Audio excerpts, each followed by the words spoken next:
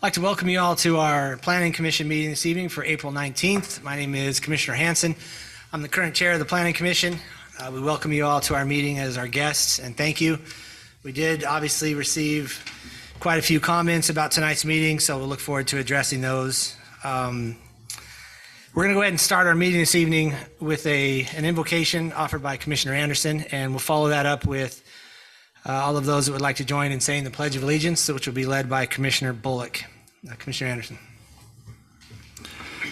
Our Father in heaven, we're grateful we can be here, gathered together as citizens of Washington City. We're grateful for the opportunity to talk about land use issues, and please help us that we will have good temperament and good judgment tonight. And we say this in the name of Jesus Christ. Amen. All rise.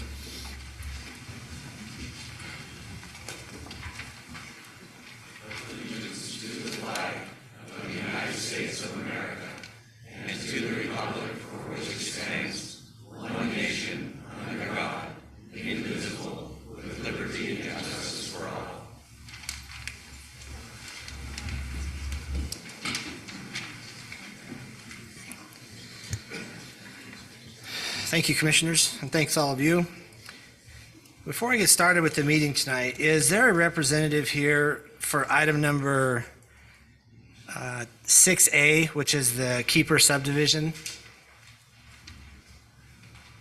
Okay. All right, Commissioners, the first item on the agenda this evening. Actually, before I start, I don't know why I thought of this today, but I did. I was reading all the comments that we had, and how many people here in attendance, it's their first meeting that they've come to on a planning commission? So at least this half. This is the seasoned veterans over here. It's interesting how that worked out. We'll just look this way the whole time, like this. I don't even know if a lot of you know what planning commissioners are, and so I just wanted to take a brief second. And for me, or for all of us, we were appointed by the mayor and the city council to fill terms here, and it's a position that we're people in the community just like you. I moved here from another state and I wanted to give back. I had extra time on my hands and I wanted to see Washington grow into something that I could continue to be proud of and want to live in. And so I reached out to the mayor at the time and ultimately was appointed to be on the planning commission. That was about 5 years ago, and I've totally enjoyed it. I really have. I have a finance background and I own my own business. And we come from all walks of life up here. I just wanted the commissioners to, just for a brief second, introduce yourselves, what your background is for people that don't know. Because I don't want them to think at all, some of the comments that we're involved with the city, we're in developers' pockets, we know this person and that person, it's all political. For me, it's not at all. I barely know our planning or our city council by design. I try to avoid them. Not really. I mean, I talk to them, but I definitely don't call them and say, hey, what do you think of this item? What do you want on that item? It's definitely nothing like that. But I think it's interesting. We have a very good mix of commissioners up here. And for some reason today when I was going through this, I thought it'd be nice if we took 10 seconds for each of us and told you what we did. Corey, what? Corey Anderson.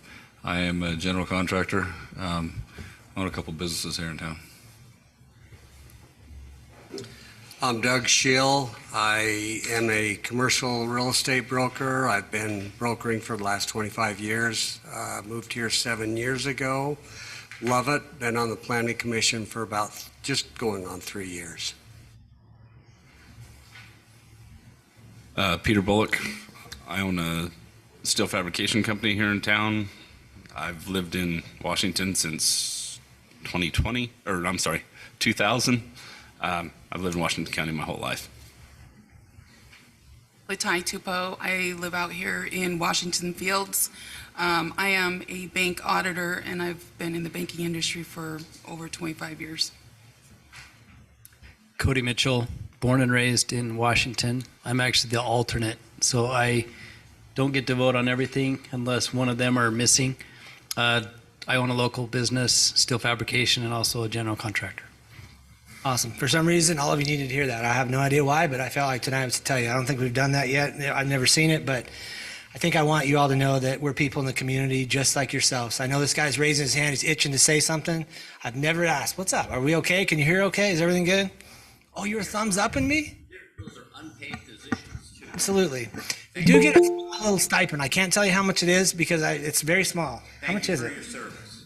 I think it's $300 or something. I put it in my kids' college fund, and my kids are all out of the house, so it doesn't really. I think it's grandkids that aren't even here yet, but that's who I'm paying for at this point. So, Chairman, I might just add, I'm informed that there will be an abstention on an item tonight, which will give a good example to the public where an alternate member comes in handy.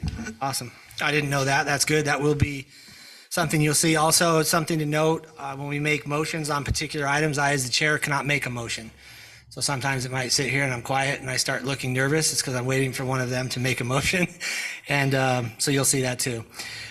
First thing we'll do is approve the agenda for this evening, Commissioners. You've had a chance to look at it. The reason why I asked earlier if there is somebody here from item number 6A, which is the last item on our agenda for the Keeper subdivision. I want to ask again, there's nobody representing that item? Yeah, we were going to try to move them because based on the volume of people that are here, we think that this meeting may get a little longer than usual. And so if that person was here, we were going to move theirs to the front of the line and get them in and out. But they're going to. I'm sorry. Can you hear me? Yes. I was muted, but I am here. Yes, I am here. Sorry about that. I didn't realize I was muted. David Williams. Perfect. Dave, do you have any problem with us moving yours to the front of the line tonight? So unless you want to stick around. None at all. No, I really appreciate it. Thank you. Okay. Commissioners, that's the only thing on the agenda that I had that I wanted to suggest. Do we need to make a motion, Thad, to move that? Okay, well, there you go. I can't make a motion, but I highly encourage one of us to look at that and maybe any other changes you might need. This is Commissioner Anderson. I'll make a motion to move item 6A to the start of the agenda and then approve the rest of the agenda as written. This is Commissioner Bullock. I'll second that. Okay, I've got a first and a second. All in favor? Aye. Nobody's opposed. Okay, we will be moving yours up, Dave. We'll get to you in just a second. The second item on the agenda is the approval of the minutes from our previous meeting, April 5th, 2023. If you have any comments, questions, or concerns, please bring them forth at this time. Otherwise, I'll look for a motion to approve those minutes from that meeting.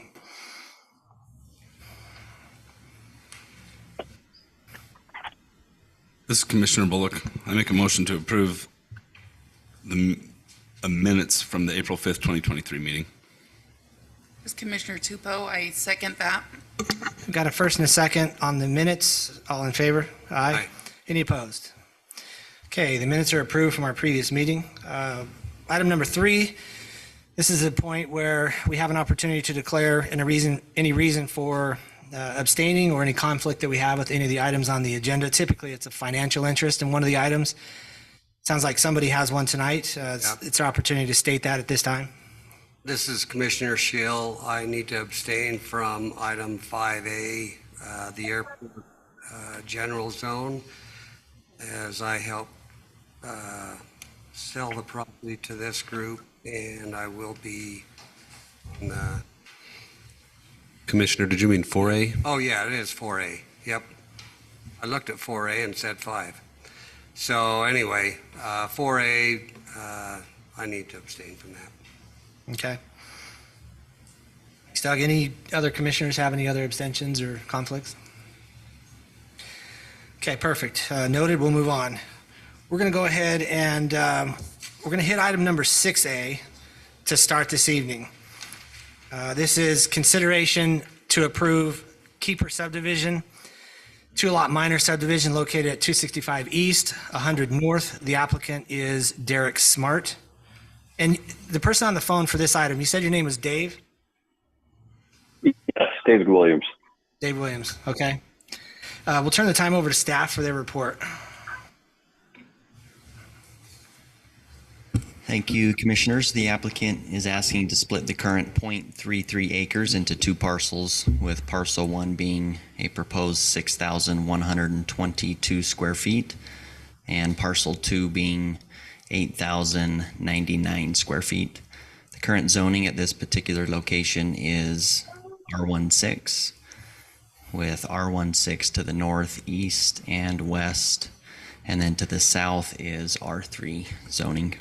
Staff has reviewed the requested proposal, and the proposed conceptual keeper minor subdivision conforms to the standards as set forth in the zoning regulations and subdivision ordinances of the city. Staff recommends that the Planning Commission approve the conceptual design of the keeper minor subdivision based on the following findings and subject to the following conditions in the report. And I'm happy to answer any questions you may have at this time. Thanks, Eldon. Commissioners, I'll open the floor for any questions that you have for staff. I guess the existing home is going to stay. It will.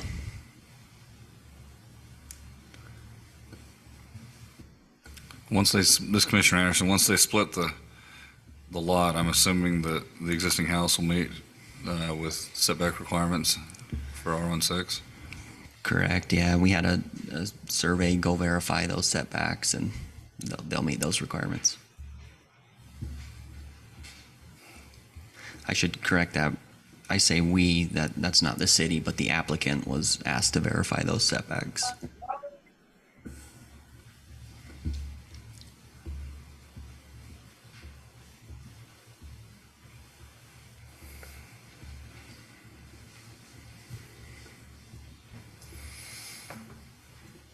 Commissioners, any other questions on this item?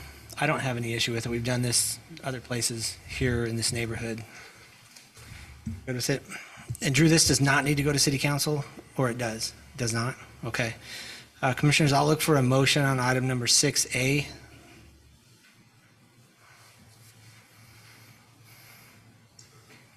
This is Commissioner Bullock. I make a motion to approve item 6A, the conceptual design for the Keeper Minor subdivision located at 265 East, 100 North, with the 2 findings and 4 conditions.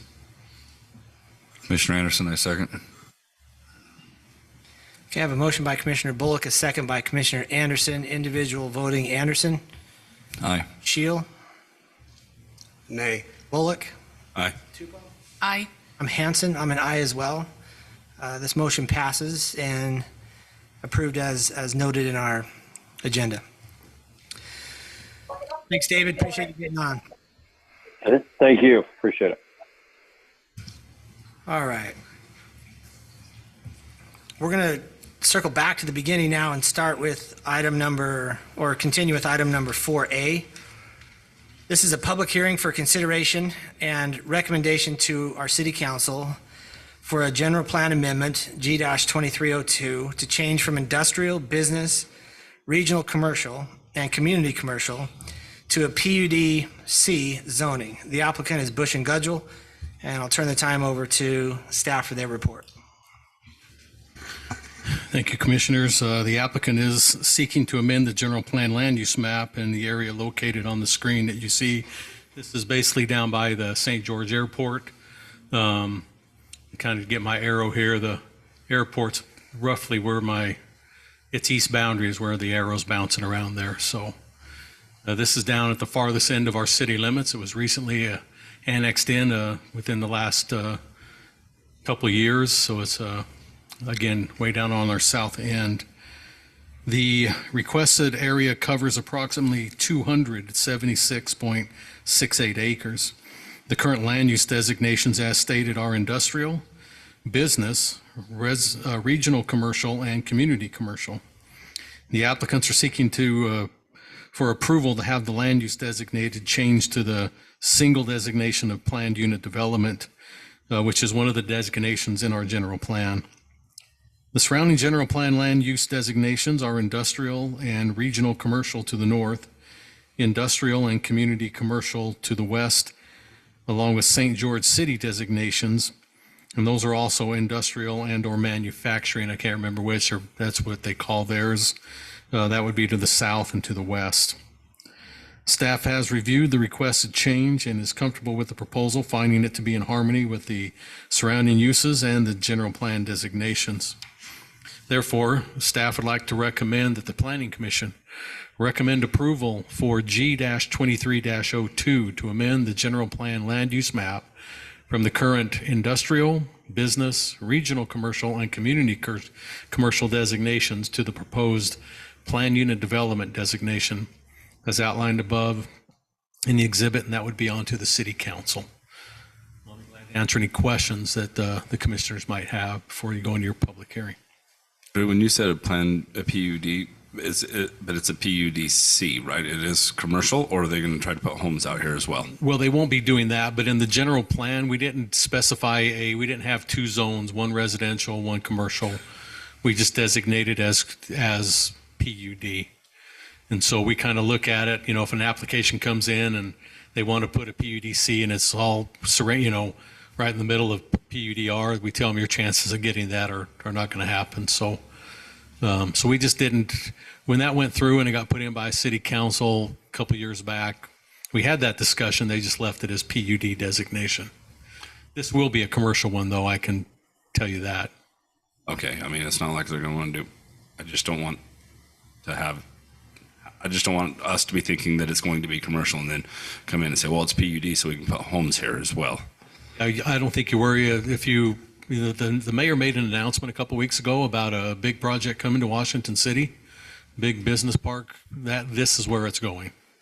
So I'm not worried about them coming in for homes right here, because we're just actually taking care of this so we can start moving forward with their zone change. And again, it's all big box, logistic type business, the whole project is. So it'll be like an industrial type as well out there with this PUDC. Yes. Okay, yeah, I just want to make sure we're not cutting those guys out. I can see where your concern is, but I'm not concerned about this because we've already seen a layout of the plan. Staff has, we're fine with it.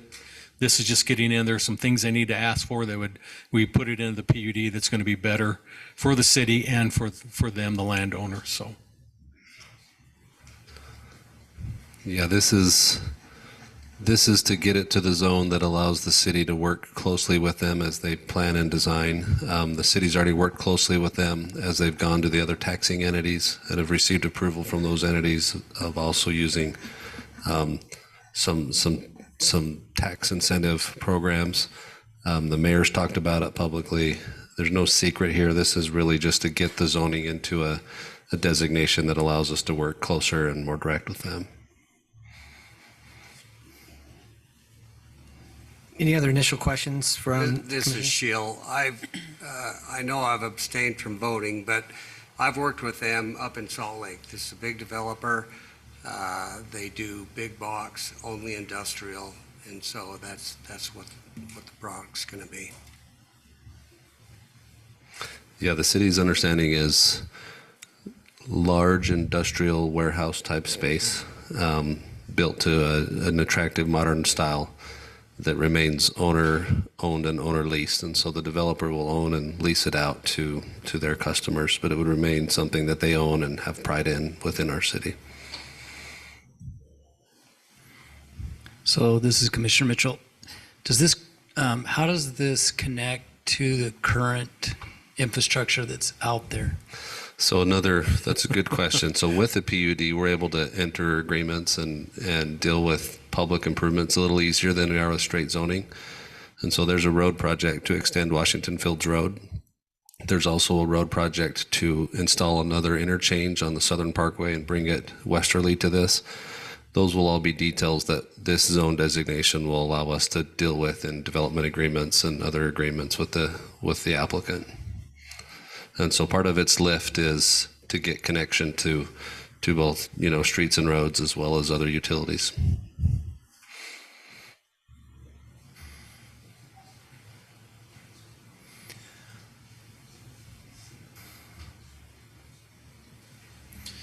Yeah, so just to add on what Thad was talking about there, if you've driven down Highway 7 and saw the overpass that has nothing on it, I call it the overpass to nowhere or from nowhere, that actually is going to be one of the main roads that connects right through this, going east and west where my arrow's going there.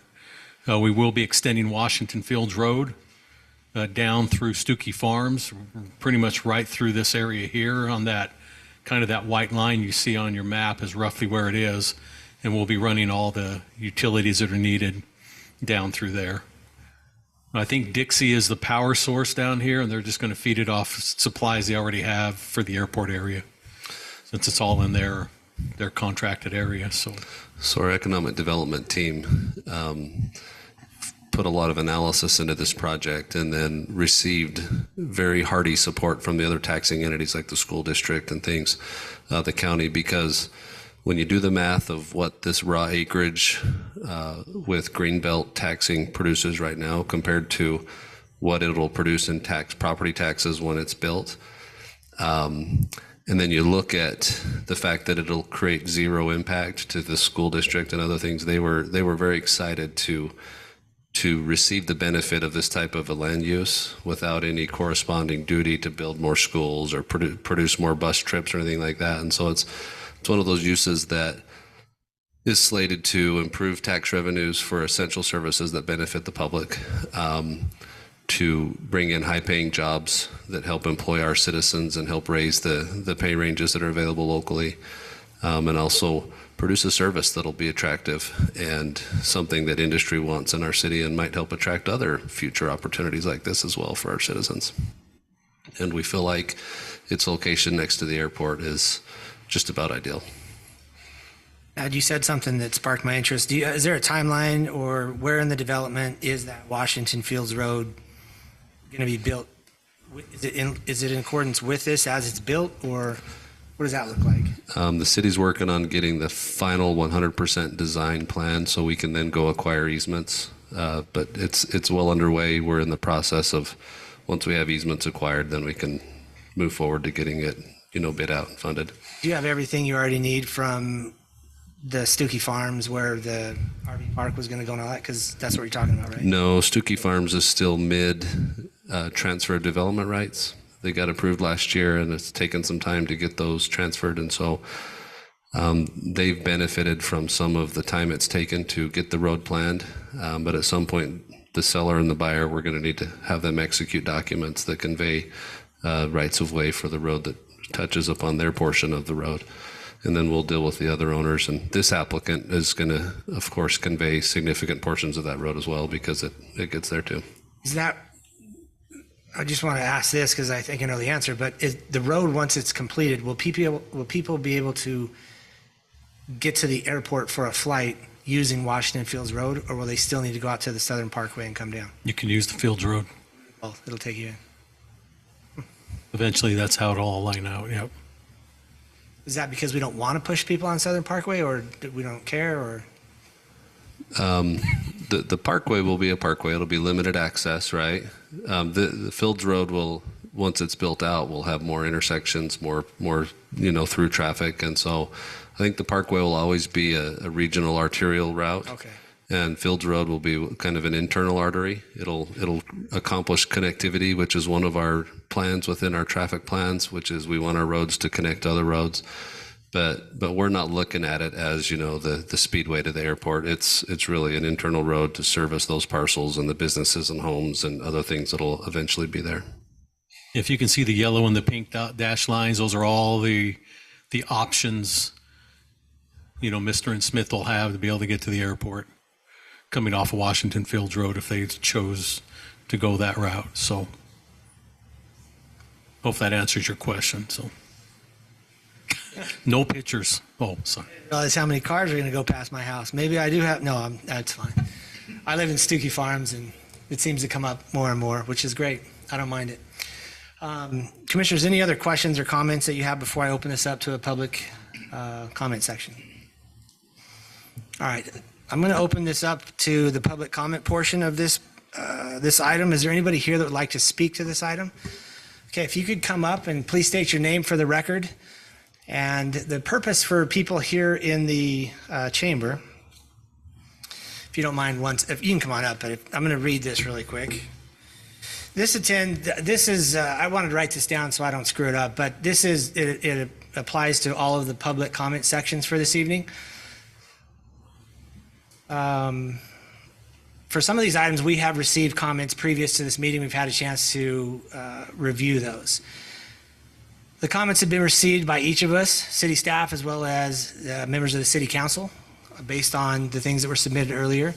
The whole purpose of the public hearing portion tonight is to have those who did not submit an earlier comment to stand, state their name and comment so that it can too also be added to the record for that specific item. Comments are reviewed by city staff and city council when and if it is necessary.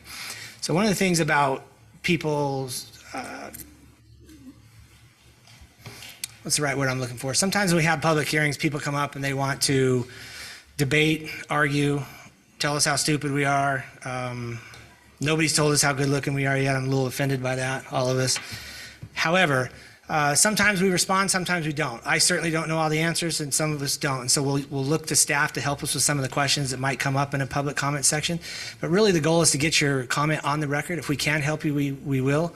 When the city council makes decisions on these things, they'll come back and look at these public comments and to make sure that they're getting all the input as well. So with that being said, could you please state your name for the record, and look forward to hearing what you have to say. Mr. Chairman, my name is Kurt Gordon, and I am a resident of St. George, but I'm the property owner adjacent to this property. I'm with Desert Canyons Development, and we're excited to see a nice project like this come into town. Excited to see this progress. However, I do want to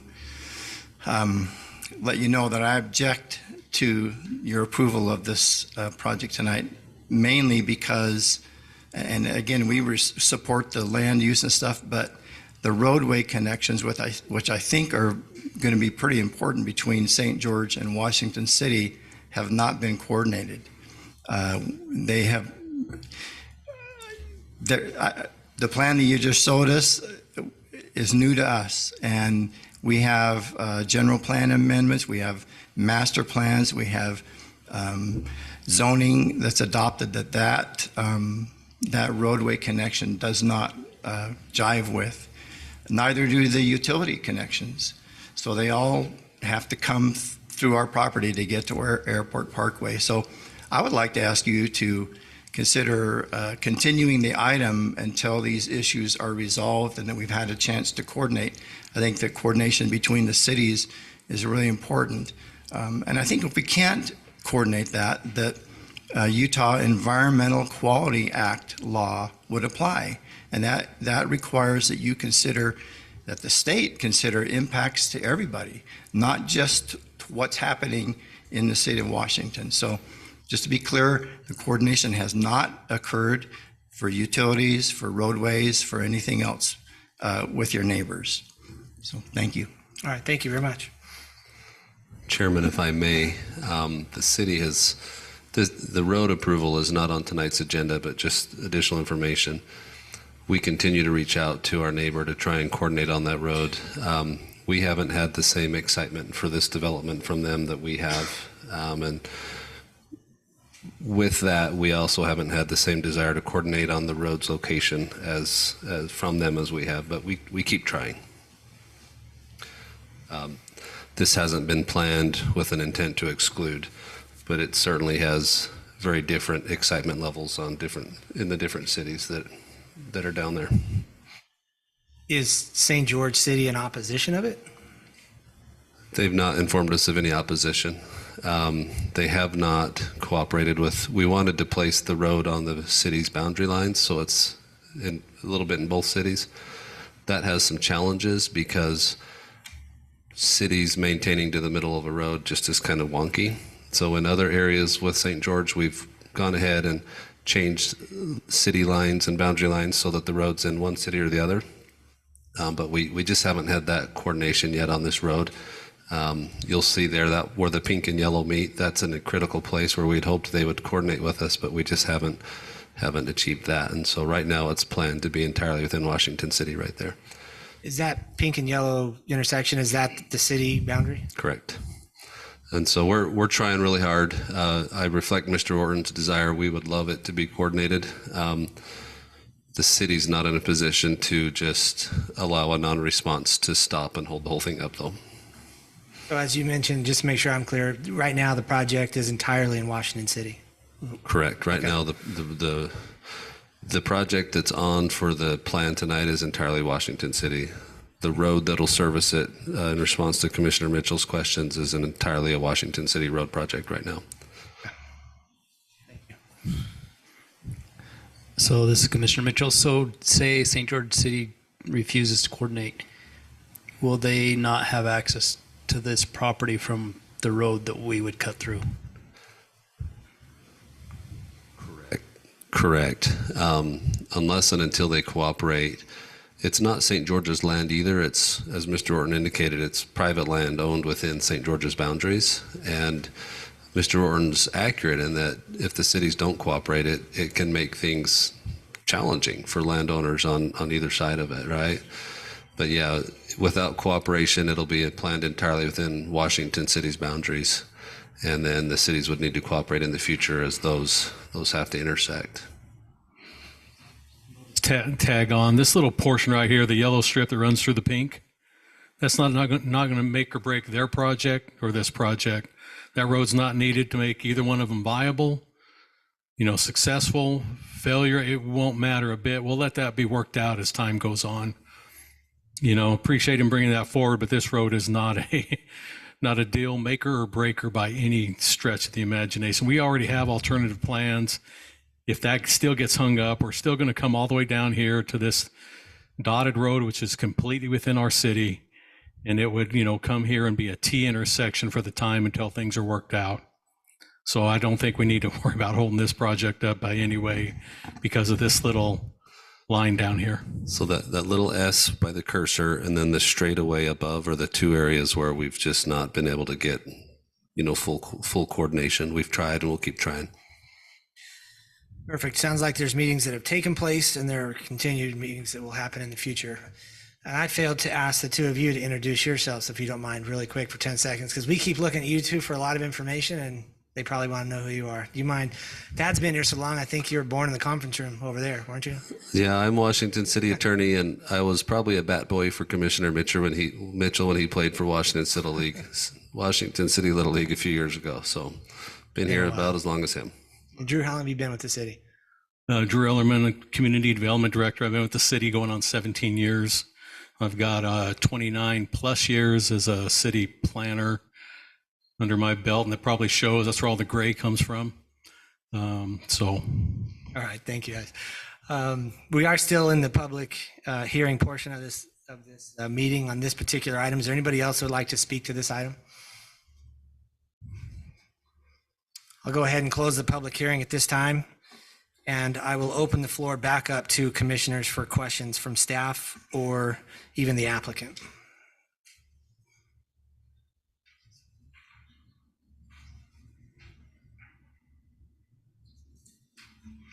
And if there are no questions, I'll look for a motion. Yeah, sure.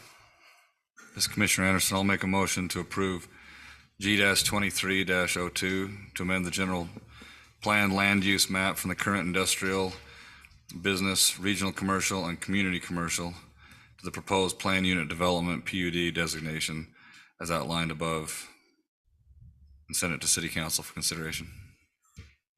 Commissioner Tupou, I second that. I have a motion by Commissioner Anderson. I have a second by Commissioner Tupou. I have an abstention from Commissioner Shield. Individual voting: Anderson. Aye. Bullock. Aye. Tupou. Mitchell. Aye. I'm Hanson. I'm an aye as well. So this motion passes, and we will send this to our City Council with this body's recommendation for approval. We'll move to item number 5A. This is a public hearing for consideration. This is a public hearing for consideration and recommendation to City Council for a proposed car wash, C-23-01, located at 834 West Buena Vista Boulevard. The applicant is Lone Star Builders, and I'll turn the time over to staff for their report. Thank you, commissioners.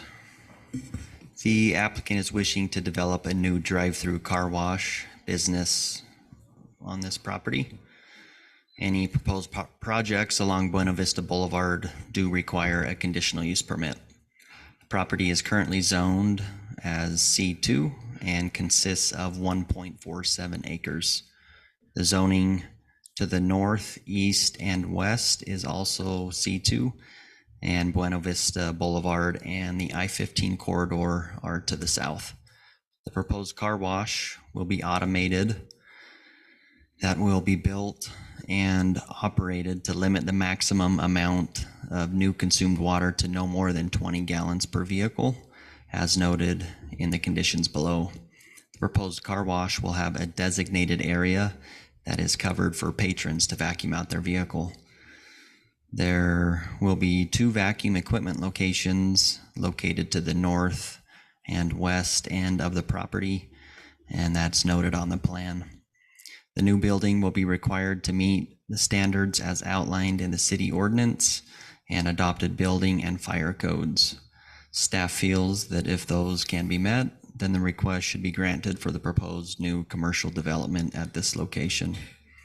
Staff recommends that the Planning Commission recommend approval of C-23-01, allowing for a new commercial automated car wash to be built at 834 West Buena Vista Boulevard, and that's on to City Council based on the following findings and subject to the following conditions in your report. And in regards to condition 12, that's verbatim per our water use ordinance restricting new gallon use to 20 gallons per vehicle. I've spoken with the applicant about that, and he's confident and committed in meeting that requirement. Staff has no concerns that they'll be able to do that. And I'm happy to answer any questions you may have at this time. Thanks, Eldon. Commissioners, any comments or questions for staff?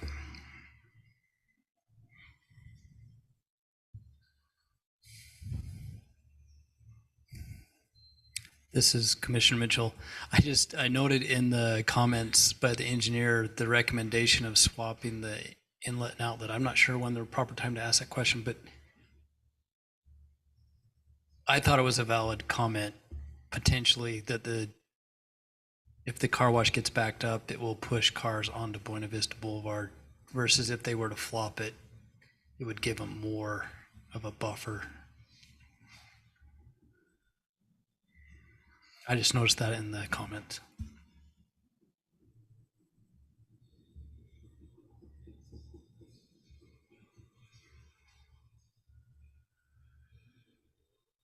I think that's a great question. The applicant could chirp in on that. I briefly spoke to the applicant on that, and they feel the only time that would occur is on opening day or opening week. And they're planning to have a attendant out directing traffic. But that is a valid concern. Yeah, there are, I just counted 18 literally in the 3 lanes, that we have here, and it can take up to 6 cars in each one. But again, it's like, but once they get out of here and start going into the wash, it's 3 down to 1, right? So even though you may have 18, but they can still stack 18 out here and be pushing so many cars. But it's a good point that, because they could use this area here, if you can see my arrow going, as kind of more stacking. But I will point this out because it is valid. But just to throw for your food for thought is all these like a swig. If we were to come in when we do those are the worst ones in town. Everybody knows what we're talking about when you go for your drink. But we always make them do a stacking of 25 cars. So this is close at 18, but it's still a good point. But even that we now have a standard of stacking of 25 before it gets into any where it's going to block anything. So, Commissioner Tupel, the one over here by Lynn's is always empty. Is for location purposes, will this be physically right adjacent to the Maverick that's there now? No, there's that gap. There's a lot in between. I'll try to find that for you. Or the hotel was going to go, or the The hotel will be this direction where my arrow is kind of bouncing that way. The Maverick is down here. So you'll have this empty lot right here. Have we seen anything with regards to that? It's that swig. That's where the swig's going to go. No, I'm just kidding. You called it. That's good. Yeah, we haven't heard anything. The only other thing we think that we know might come in this particular area is a bank at a future date, and that'll be farther to the east.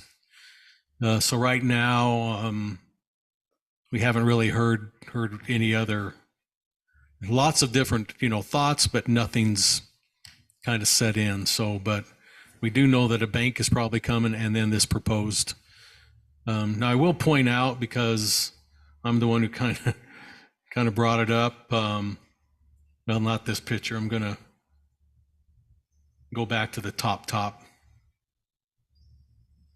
This is Quick Quack as you've seen them in other places. A lot of yellow. We had a few people reach out within the city. I'm asking that maybe if we could ask them not to be so yellow. That is their color. Nothing against it.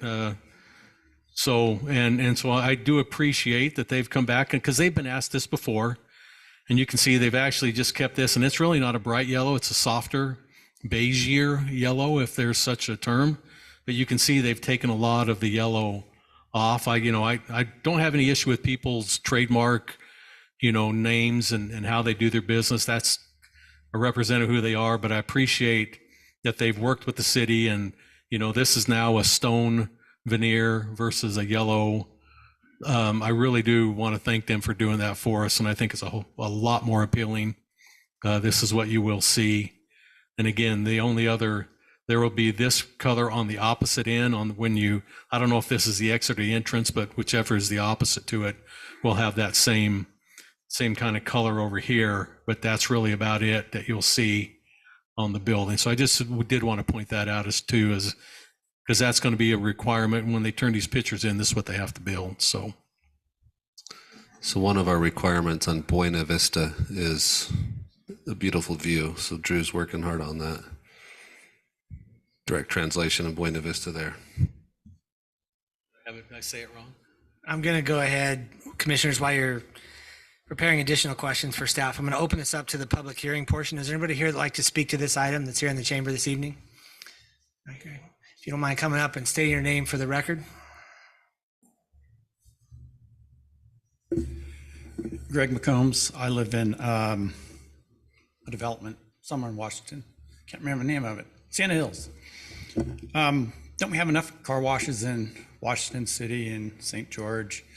And has a traffic study been done for Buena Vista runs into Green Springs, if I'm correct? Green Springs is a nightmare on the south side of the freeway. What's it going to be like on the north side with the Maverick, the hotel, the drink place, and then that? Thanks, Greg. You might know this. It was one of the conditions on here. There's a traffic study that will need to be submitted along with this project that will need to be approved by the city as part of the application. Not for this meeting, but for future, before they can move forward. Anybody else like to speak to this item? Sure, please come on up. And remember to state your name for the record. Ladies and gentlemen, my name is Guy Schultzman. I'm a resident of Silverstone, which is in the Green Springs area, and so we use Buena Vista frequently. I just wanted to endorse Mr. Mitchell's comment and ask you to consider that deeply. This is the time to make one of that change if you're much before they get into construction. Thank you. Anybody else? Thank you, gentlemen. I'll go ahead and I'll close the public hearing portion of this item, and I'll open the floor back up, Commissioners, if you have any questions. This is Commissioner Anderson. Maybe this is a question either for the applicant, maybe the applicant's engineer, or even John with Public Works. But so the city engineer had the comment in there that he wants to see it reversed to have better stacking, and I'm just not sure how they would reverse that or if that's possible. But especially where the engineer had requested that, is that something that we can see what this would look like for stacking? Is the applicant here? You here? Yeah. Perfect. Please state your name. Thank you. Russell Nelson of Lone Star Builders. So yeah, great question about the traffic. We have done, so we Quick Quack is, they're one of the larger car wash companies in the country, and we build most of the car washes for them, and we build all the car washes in Utah for them. So we've done countless traffic studies, stacking studies. So if we pull up the site plan again, what we've seen with these studies on peak hours, we might see the need for 10 to 12, maybe 14 cars in our stacking. Here, there's actually 21. So if you go to the left side, that's actually a canopy, and then you can see the gates beyond that. So there's 21 here, which is, this is about 1.5 acres, which is a lot more space than we need. We've learned a lot since the first couple car washes we built, so we like to just over-engineer them. We like to completely prevent any backing up onto adjacent streets, any issues with traffic. The one concern that was brought up that was in the notes, that was mostly addressed to our when we open, we do a week of free car washes, and so that can get a little bit busier. So we did a quick queuing analysis on that, which would bring our queuing up to about 31 cars before it backs onto Buena Vista. If that's still a concern, as Eldon mentioned, we can have an attendant there directing traffic or even blocking them off. Or, our customers in the area are really excited about this, but we could also just not do free car washes that week if that's a concern.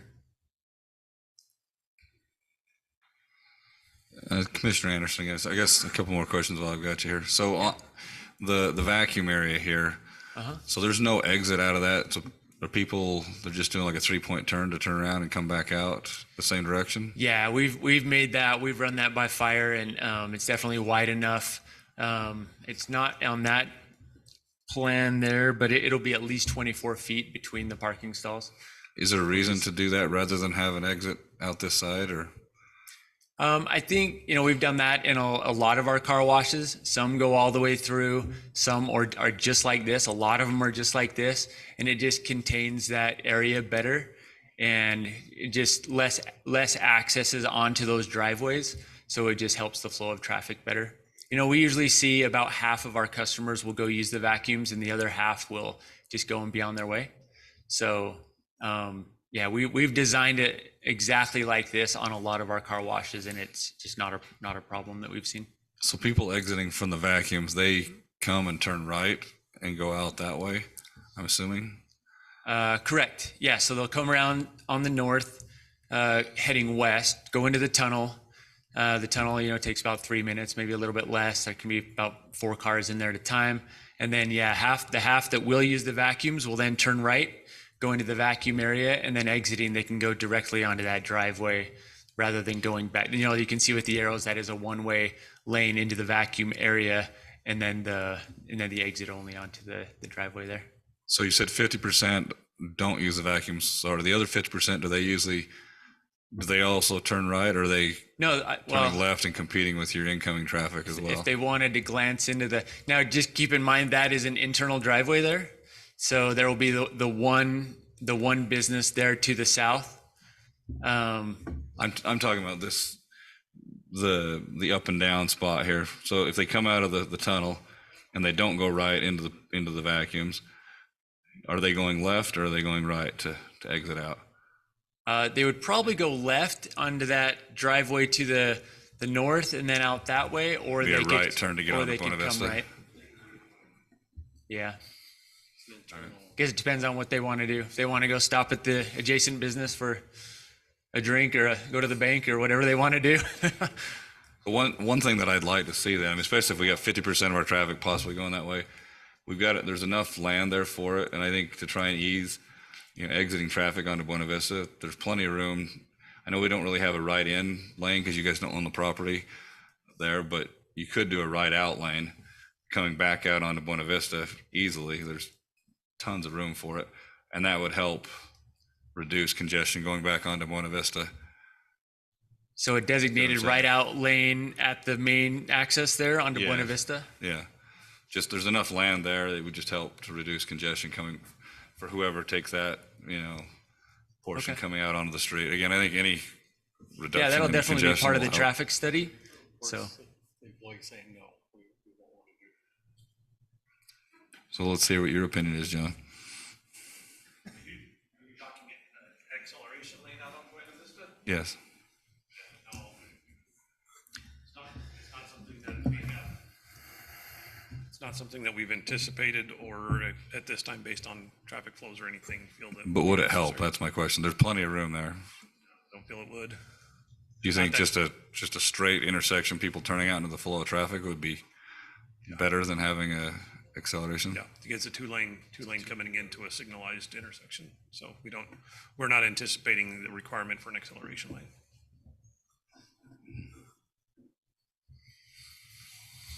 By the way, that's John. He's in charge of our public works. So any road questions, street questions, any of that, we'll pull John out of the crowd. He hates it, but we like getting him up here. So,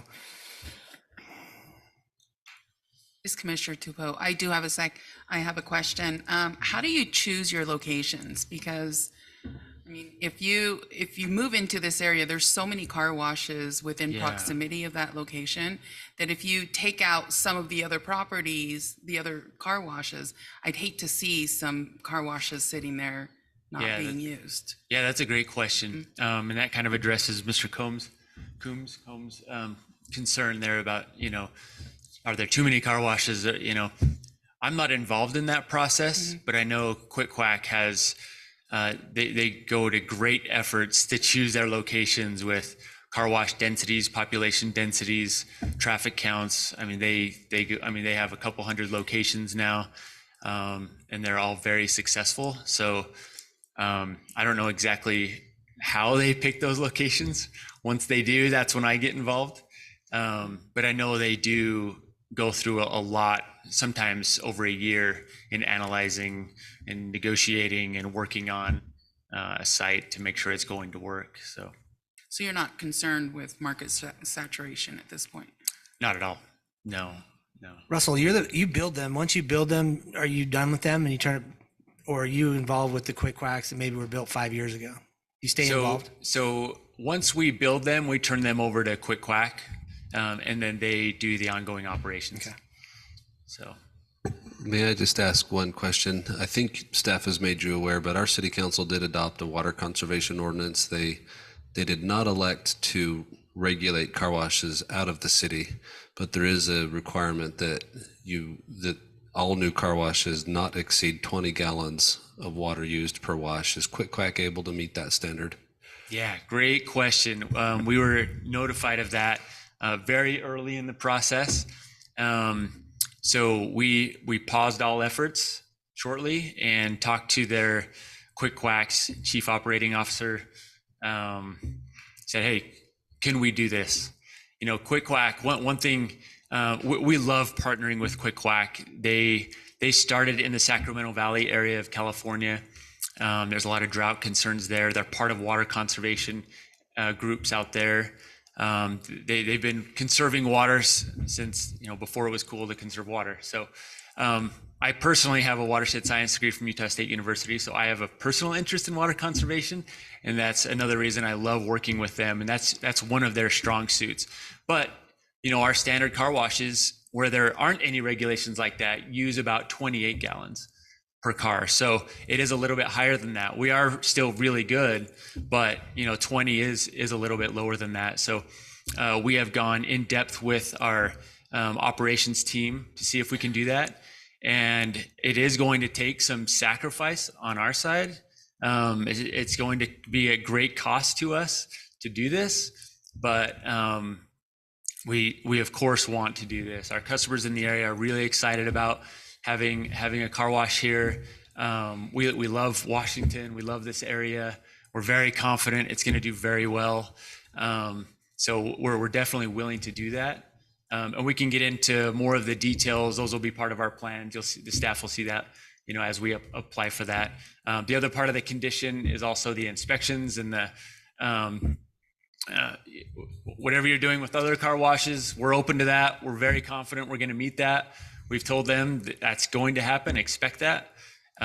So we're comfortable with any way you want to test that or inspect that, or we're preparing for that. So, thank you. So this is Commissioner Anderson. I guess my direct question then, if the standard car wash you guys build for Quick Quack is 28 gallons per car wash, how much is this one that you guys are re-engineered? How many gallons per car is it using? So we don't have an exact number yet, but it'll be 20 or below, which is the requirement. So, I mean, currently, the plan right now, here's an email our COO just sent me yesterday. So the fresh water, I don't need to get into all the nitty gritty here, but basically the pre-wash with the soaps, the waxes, the other applications that we use, combined with some of the updated settings that we'll have on some of this upgraded equipment. We'll have that pre-washed to 7 gallons, and then the remaining fresh water with our spot-free reverse osmosis water purification rinsing process. That will, what they've seen with this, they've been very very direct that this is only for this location because it is very expensive to do this, but because we're so excited about this location, we're willing to do it. And that second part will be 10 gallons is what they're estimating. So right now, the average of what they're estimating with this process would be 17 gallons per car. Some of that comes down to the water purification existing at the site, and so there might be a little bit up and down there, a little bit of variation. But right now, we're estimating about 17 gallons per car. All right. So I guess my only concern or question here is that, you know, we need to have the engineering on this solid before construction is done. I don't want to try and make sure that it's at 20 after the fact, after it's already built and we go and, you know, inspect it. I want, you know, the burden needs to be on Quick Quack's engineers to make sure that it meets 20 before construction starts, not on the city to make sure that you guys built it to 20. So that's why, and I know it's a little hard to nail it down, but I just think before construction starts, as part of the approval process, is that engineering has to be solid, not just, you know, an estimate. Yeah, the equipment they're getting, the soaps, the waxes, all that they're getting have certain specifications, so we can provide, you know, whatever you would like to see to show how we're going to reach those requirements. So the planning process always includes standards and expectations, and we could probably fill this room with developers that are unhappy with the city right now because of our compliance and auditing is holding them up or expecting them to accomplish things. And so I think you can have confidence, commissioners, that the city will make sure that this ordinance is also met. Yeah, they've been very clear with us many times that, you know, this is something that will be closely looked at, enforced. We were very frank with Quick Quack, saying if you don't 100% think we can do this, then let's just walk away. And they looked into it, said, yeah, absolutely. You know, we're the car wash to do it. We've been leading this since the beginning. You know, there's stuff out there. It is going to cost more. There's going to be more effort, but we can do it, and that's what we're going to do. So this is Commissioner Mitchell. I just want to share a thought. So this our new requirement to conserve water is for the new coming. So right, that same standard's not held for those that are already operating or have been through the approval process, correct? That is correct. The ordinance that was adopted last year by the council looked at all new applications. We have some legal issues, changing standards on projects that had been permitted and built and pre-existing, kind of what we could call grandfathering issues, right?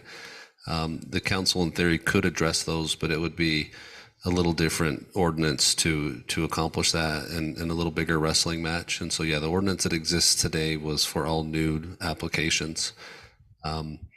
And I think we'll just see, I don't know that the council's working on anything right now for pre-existing ones, but I think with our growth rate and just the limited supplies of water, someday we're going to need to look at everything.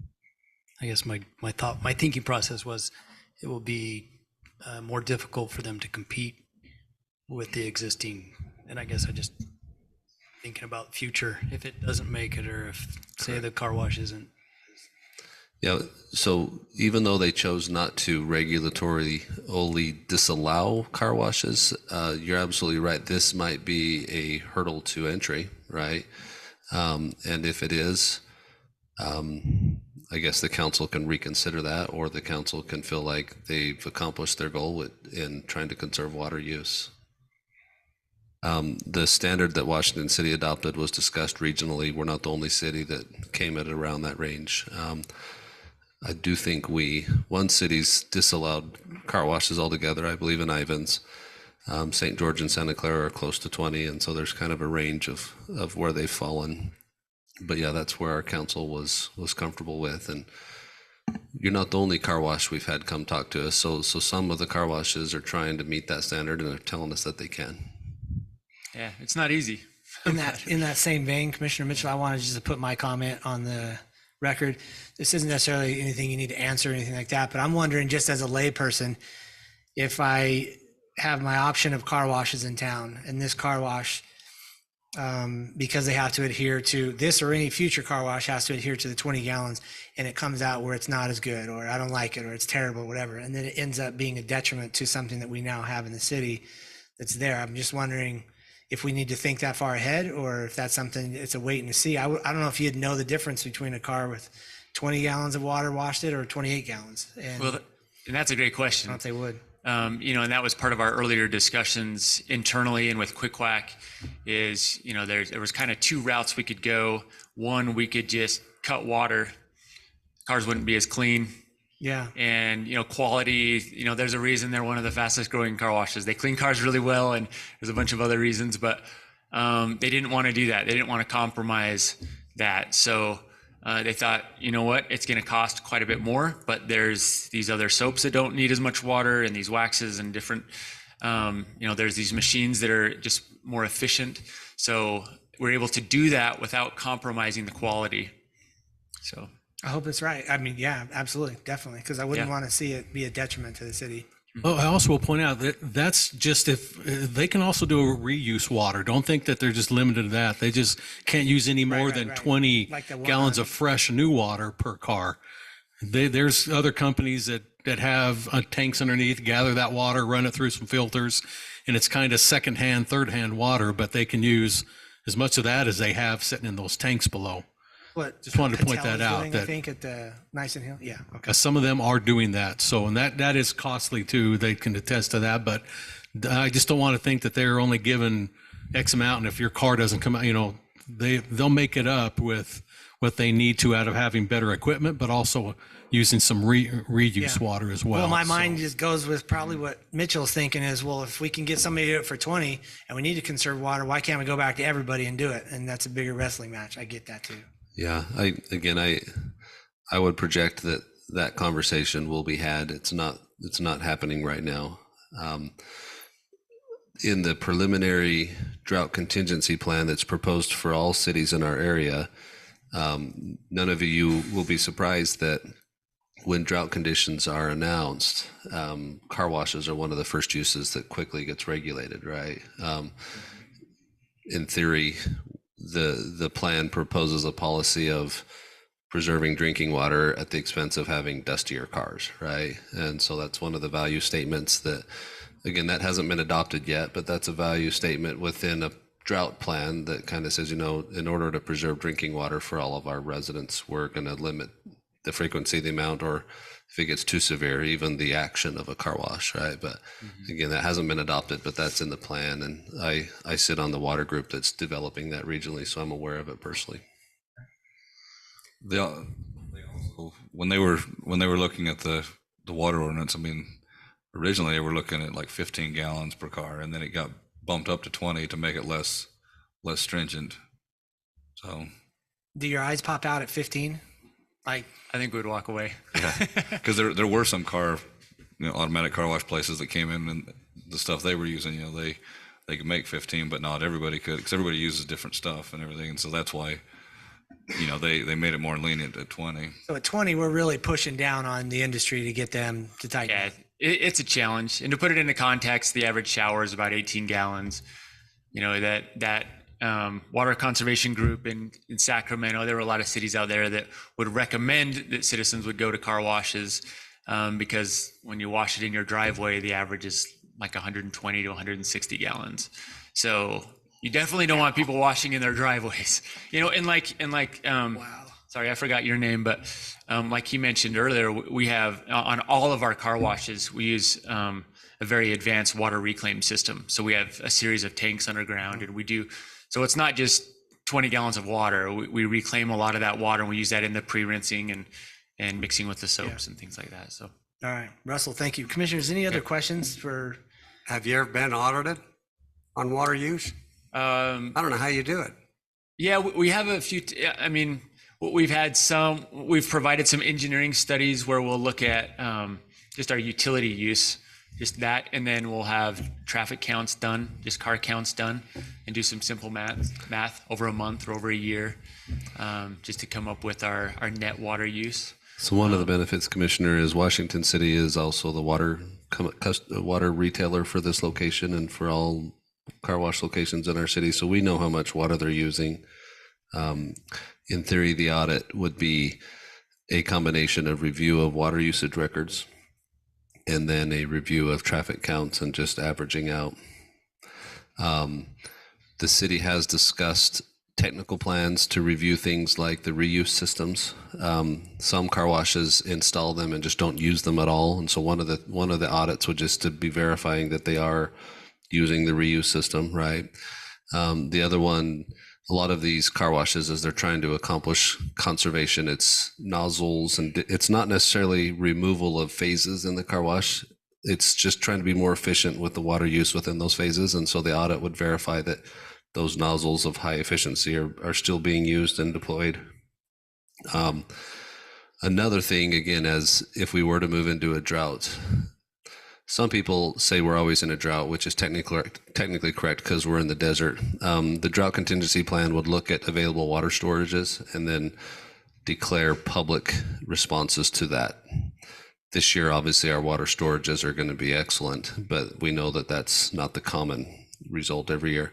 But another thing that happens in that plan is water rates can increase in coordination with scarcity. And again, water rate increases will have a heavy impact on car washes as well. And so if it get to a certain point, they might elect not even to operate because the cost of the water is not worth, the car wash they sell again. And so they're subject to city regulation in a number of ways, both in the approval process and then in their operation.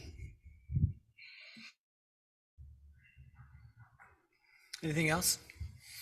Russell, thank you. Appreciate it. Thank you. So I've opened and closed the public comment. Can you do it in under 30 seconds? Sure. All right. Come on up and state your name for the record. Give you a one-time exception. Nobody else in the room gets one but you. Let's hear it. Appreciate that. I'm Len Trujillo, and I live in Green Spring. I'm always amused that the industry for car washing has their usage reported as 20 gallons per minute. And then they come up and say the average shower is 18 gallons per minute. I don't think I've ever had a shower that took 18 gallons of water. And they're saying it's almost as efficient to run yourself through their car wash as it is to stay home. I'm very concerned about the water conservation in the city, and I just don't think we need another car wash. Also, we are paying people in the city to pull up their lawns and get a rebate for that purpose. And we're sending a mixed message when we add another car wash. Thanks, Len. Appreciate it. All right, commissioners, we've had a public hearing that's been open and closed. We've had heard from the developer. Any additional questions or comments from any of you for staff before I'll entertain a motion on this item?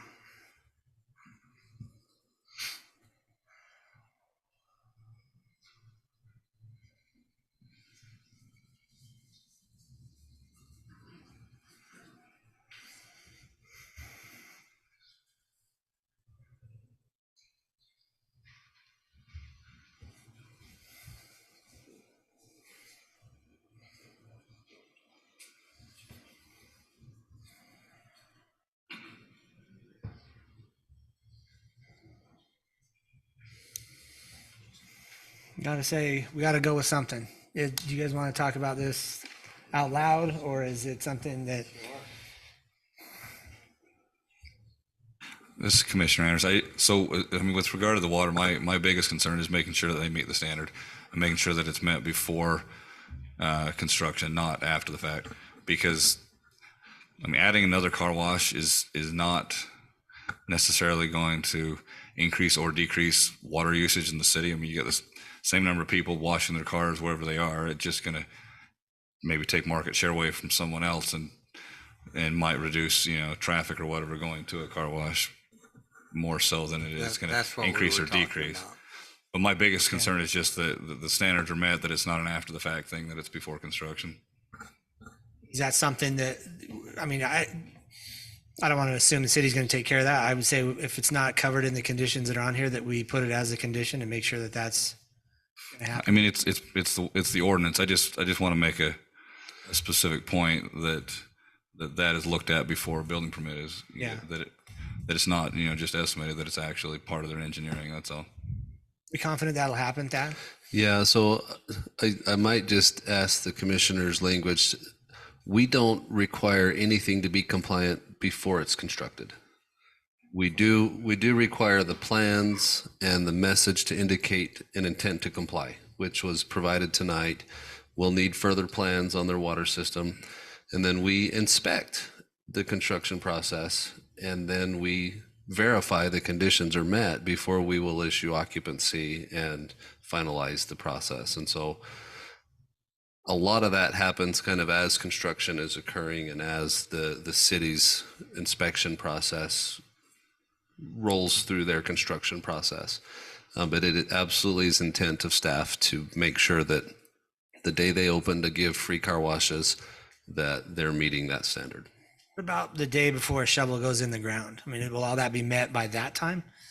I don't think we can verify that. We need to see their nozzles. We need to see their reuse system. We need to see their stages, right? And so the ordinance, I think it would be an impossibility to say you must comply with this before you've even moved dirt, right? Oh.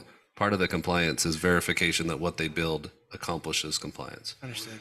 This is Commissioner Anderson. There's two parts to compliance. With fire code, if you're building a commercial building, you submit your plans with all the fire details per code, and then you have to submit your UL, drawings showing exactly how you're going to achieve the fire rating before you can get approval to build, and then it's inspected. At the end of it, it's the same thing with this. They need to submit, their engineering, their water engineering, showing how they're going to get there as part of the building permit process, and then it gets inspected when it's done. Absolutely. That's all I'm saying. Yep, absolutely. And to follow your fire example, frequently we stop them because they put the sprinklers in locations that weren't designated in the plans. So there's areas that aren't covered or other things like that, right? So I think we agree entirely with what you're saying, is require plans and require commitment to comply, and then verify compliance as construction rolls out. The only reason I brought it up is because, with the building department, for example, they're focused on what's in the building code, but this is a city code that technically requires its own set of engineering to comply. That's all. All right, I'll look for a motion on item number 5A. If there are no additional questions or comments.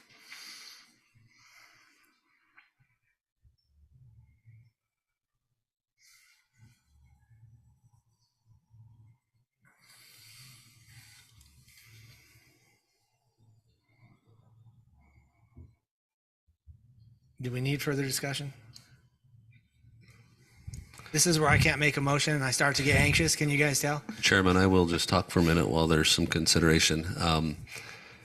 The city does not compel use of car washes. In theory, this business could be put out of business if citizens just elected to not wash their cars or wash them a lot less. And so it's really one of those things that, to have a balanced application of the law, we don't target this business use different than the others. But in theory, if water conservation were the goal of our public, it could cease to exist rapidly.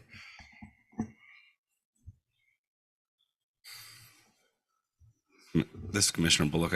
I think you're right. People are going to still go and get their car washes, whether it's here or down 3050 at Tag and Go, or in their driveway. And it does use less water in one of these than it does a driveway. I don't wash mine in my driveway anymore.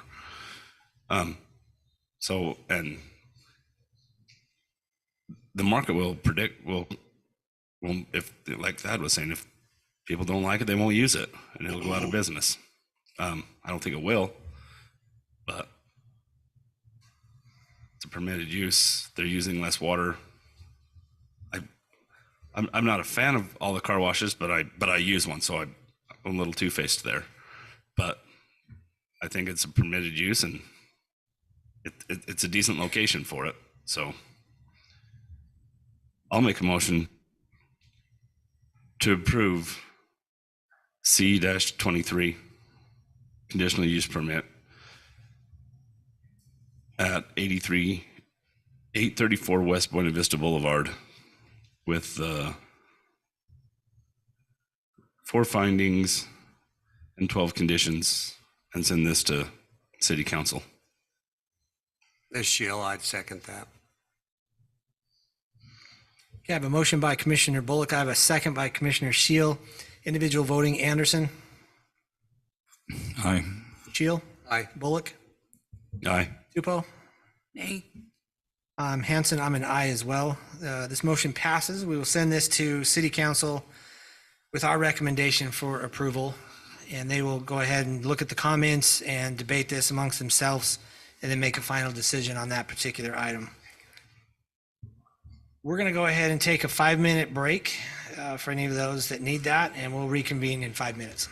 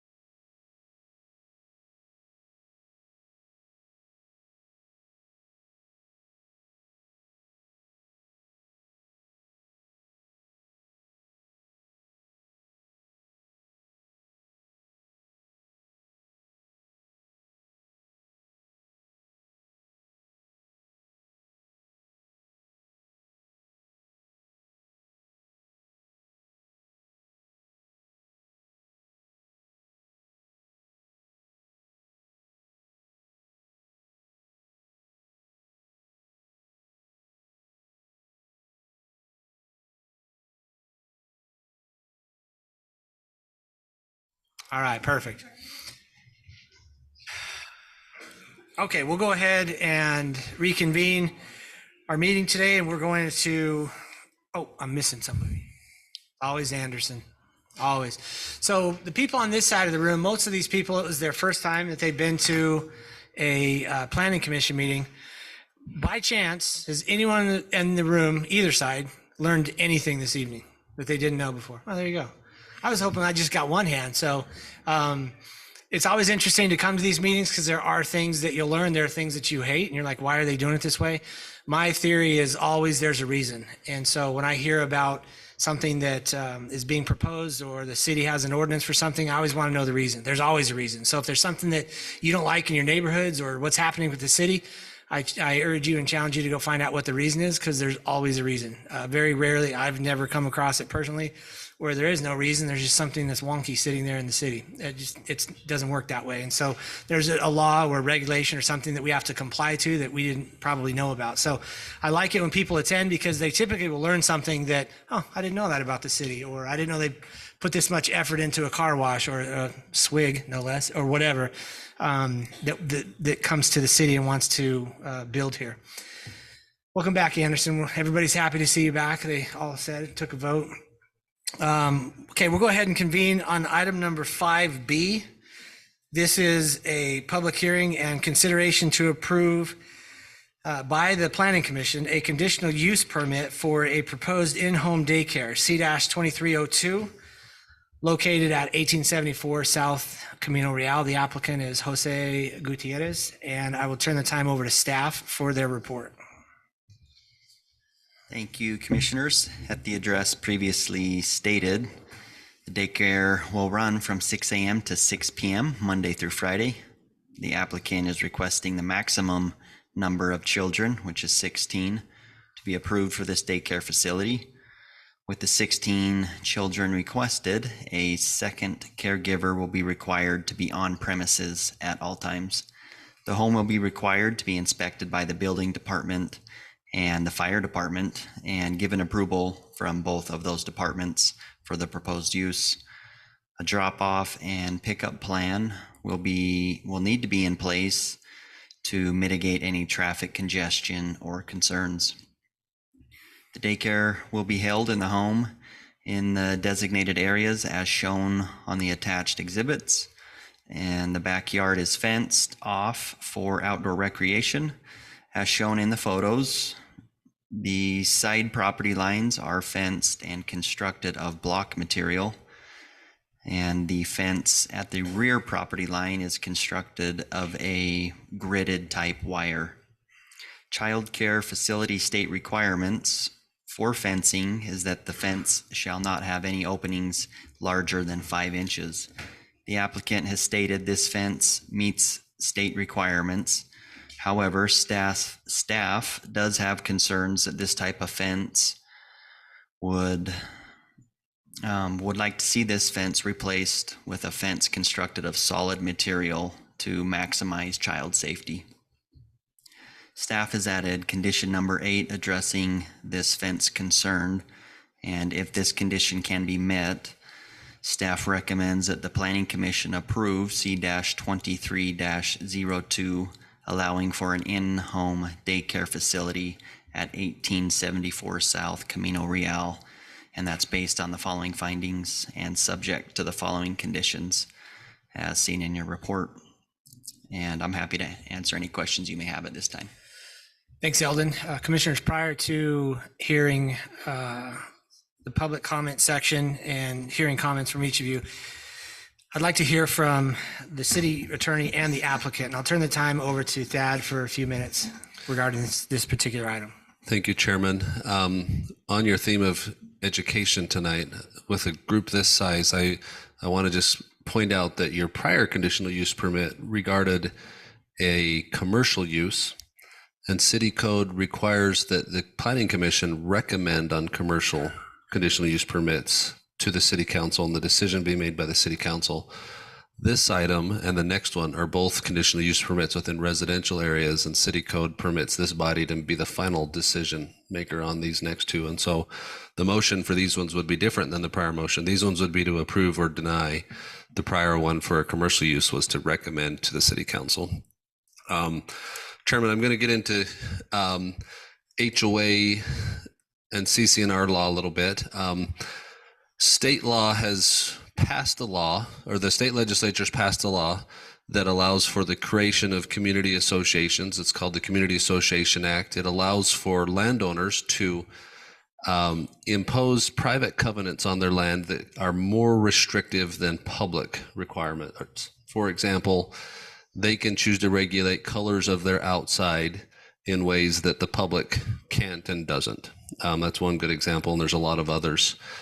And as a result, within our state, HOAs and CCNRs have proliferated and flourished, and especially in our area, a lot of people want to live in areas with those type of restrictions. The city generally states that we work with CCNRs, not in the CCNRs. By that we mean at the discussion of the public bodies on the planning phase, frequently you're looking at plans that include common area or private roads or private amenities, and the conditions from staff frequently mention the creation or imposition of an HOA to manage the public requirements of those spaces. The most common one is drainage areas, the detention basins, for example. At the legal review of plats, my office verifies that the HOA is in legal existence, that it's been formed and instituted. Also, we verify that CCNRs exist and have been adopted. We don't tell them what their CCNR should say. The public doesn't tell them what their restrictions should say, but we do make sure that they exist and that they cover the conditions imposed by our public bodies. We get a lot of correspondence with HOAs about their CCNRs. The most common are HOAs that want the city to take the burden from them of maintaining their public space, their common areas. Private roads, for example, frequently HOAs come and say, hey, do you guys want these back? 20 years ago, we wanted them to be private, but now that we're paying for asphalt, we just think you guys should take them. Usually they don't meet public road standards, and so we deny, right? Occasionally, on really rare occasions, there's a private road that makes sense to be added to the public rights of way, but usually we tell them no. Another one is when they run into problems with people that intrude into their common area, not because they came and asked the city for permission to, but they just do, right? And they want the city to be the party that swings the heavy stick against those intruders. But within the CCNRs, it's the HOA that actually holds the strongest enforcement power. They can fine, they can levy, they can lien. And so we tell them, no, we're not going to police your common areas. You do it. Tonight, we've got this item and the next item that both include the scenario where an applicant's asking the public body to approve a use that may conflict with the CCNRs. And because the city does not write them, but we're aware of them, my office has done a legal review, and I want to show you the applicable CCNR provision for each of these. So I'll do this for 5A or for 5B, and then I'll do the same thing for 5C.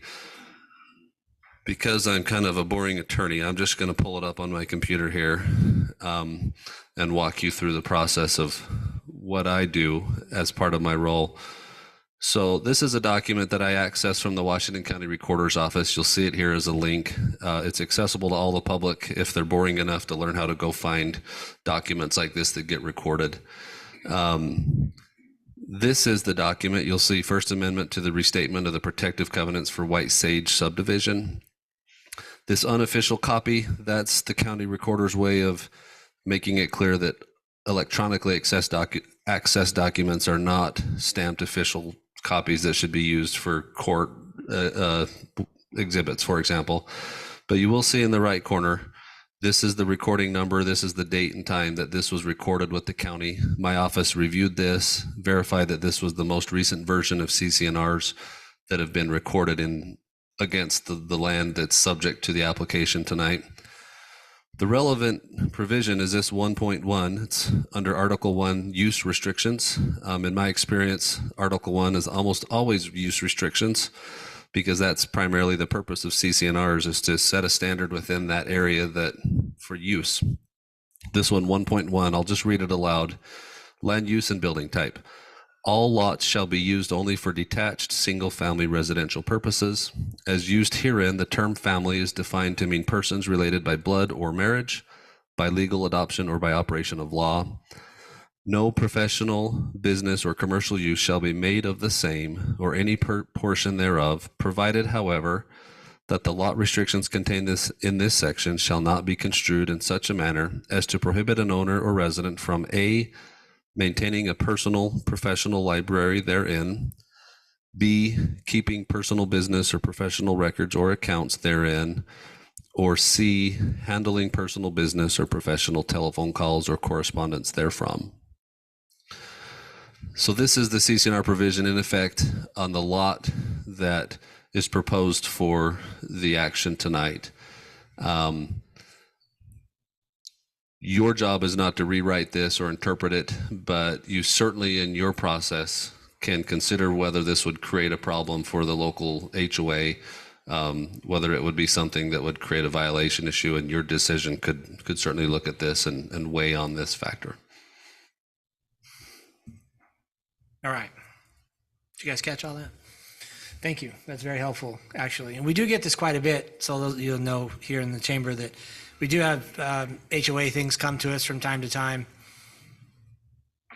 I'd say it's actually quite a bit. I said both. I'm actually going to go with quite a bit. When we're seeing that in my 5 years, I'm seeing it more and more frequently. So it's something that's interesting to us. It's something we're continuing to be educated on. Appreciate legal and doing that for us. With regards to this particular item, there were, for the record, there was, by the way, this meeting tonight had more public comments than any meeting we've had by far in my time here. I think there was over 50 pages of comments that we reviewed if we were to put them together. And I welcome that. I think it's nice. It definitely, my poor dog got kicked quite a few times today because it gets you fired up when you read 45 things that say the same thing and argue with you or tell you the city is bad and all this stuff. You guys actually, I appreciated a lot of the comments. They were better than what we've seen in the past. And so that's helpful.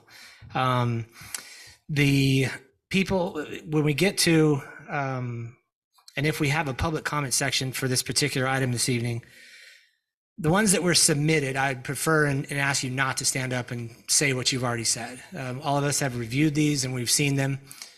To stand up and do it, it would be repetitive.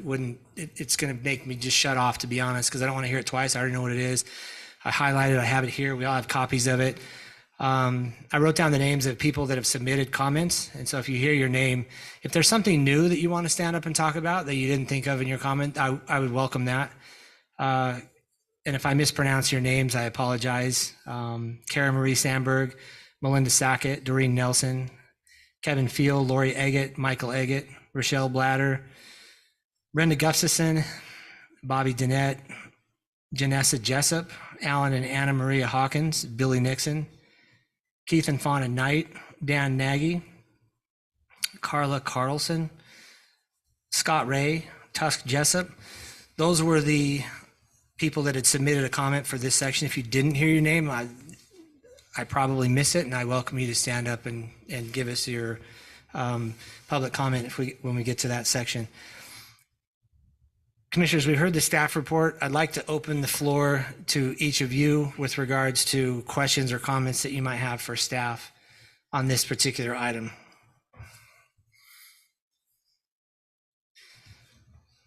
I'll start the round of questioning. In hearing what Thad had said and knowing the history that we have with HOAs and what's come to us and how we've been educated, I don't know if it's appropriate for us to even move forward with hearing this, as it's something that whether the way I see it is if we approve it or deny it, it goes against what the HOA on this particular item is suggesting that can be done in that subdivision. And I'm wondering if it's worth the time or the effort to go through it and hear it, if there's no merit to it for us. It doesn't matter one way or the other what we think. It will be determined by the HOA. That's my concern that I have. I think it's a valid concern. I think we have to look at the city and what these people can do with their property. But if we approve it, then they're just going to there's going to be a lawsuit. with HOA or CCNRs. So I didn't see one positive comment. I don't know if there's going to be any positive comments in the auditorium today. So I think you're valid on saying what you're saying. We had this not that long ago. There was another person that came in. It was the exact same thing. They wanted to have a daycare, and it was against their CCNRs. And I thought that entire meeting, like, why are we even talking about this? Because it doesn't matter what we do. It's going to be governed by the HOA.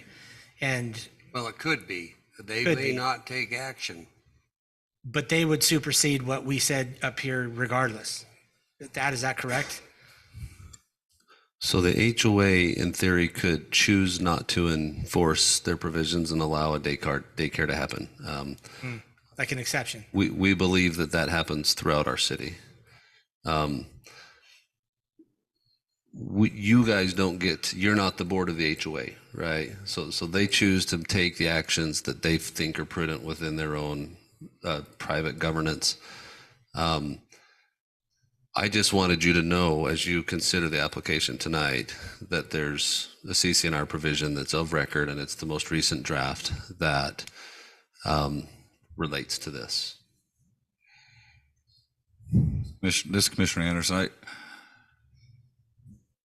My only concern here is that, I mean, like the last three that we've done like this, it's always come down to, you know, we've made sure the person is aware that, hey, you know, these people have pointed out it's against your HOA, but we don't enforce the HOA. And we've gone through it and said, okay, you know, does it meet the city code? Yes or no? For what? Because we're not voting on HOA. We're not an HOA board. You know, every one of those others, the last three we've done in the last year, we've gone through and we've checked off, does it meet, you know, safety, fencing, you know, fire code, parking plan, all that stuff.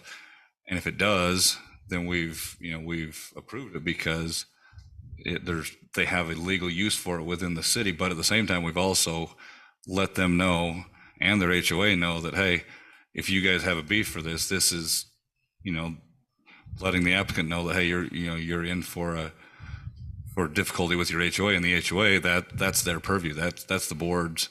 They're the one that has jurisdiction. If this is not a city code, that's my only issue. So I may add a little detail to the commissioner's comments. City code adopts zone areas and applies to the straight zoned areas. Areas that are PUD zoned, we do not stand them up against city code. We stand them up against the particular conditions that are planned with the planning and zoning department, right? And then state law allows CCNRs to be put into place privately that make an even more strict standard than city code might be. And so we'd need to look and see whether this was straight zoned and then became an HOA or whether it was PUD to really verify exactly whether it complies with that. But yeah, there's no question that a daycare is a conditional use permit allowed application under our straight zoning for single family residential. Drew, is that something we can find out if it was PUD or if it was a straight zone? Yeah, just give me a second. As I'm zooming down in here on this, I also wanted to point out that I also think, you know, just to add on to what Chairperson Hanson has said, I still think it's a valid thing to listen to the applicant, because sometimes people don't take care of their HOAs. And I don't want just them to pick and choose which one they are going to. I'm not saying these guys are doing that. I'm just giving you, again, the history. Remember, I told you I've been doing this for 30 years. Is that sometimes people pick and choose what they want to do, but they can't do that in HOAs. If you don't enforce your HOAs on a particular everybody else, but you let the Smiths, the Jones, and the Brownses get away with something, you can't pick on the, you know, whatever the Johnsons, because that's the one thing you don't like. You know, so that's why we always need to give that applicant a chance to give you the compelling evidence that may, for their sake, give you, you know, an answer to that particular thing. So I don't want to just run it off and say, well, the CCNRs don't allow, we just can't listen to them, because again, it is in our code that they can. I understand that, but I think that every applicant should have a chance to stand before you. They've gone through the effort, right? They paid their fees to give you a reason why they think that you could approve it under a compelling evidence, and then they're going to take their chance with their neighbors on, enforcing a particular CCNR. Or we put conditions on there too. Right, and that's what conditional use permits are all about, is mitigation.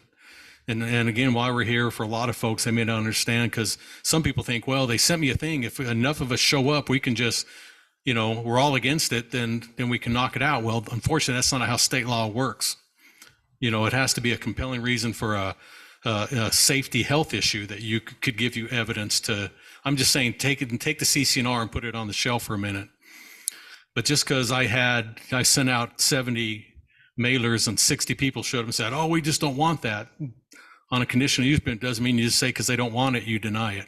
You have to have reasons why, because conditional uses are permitted uses, but they can have conditions placed upon them. Where outright permitted, you can't put conditions on them. So I just want to clarify that for you folks and for the folks that are here, that's not always understood. They think, oh, if we just get enough of us there, we can shut this thing down.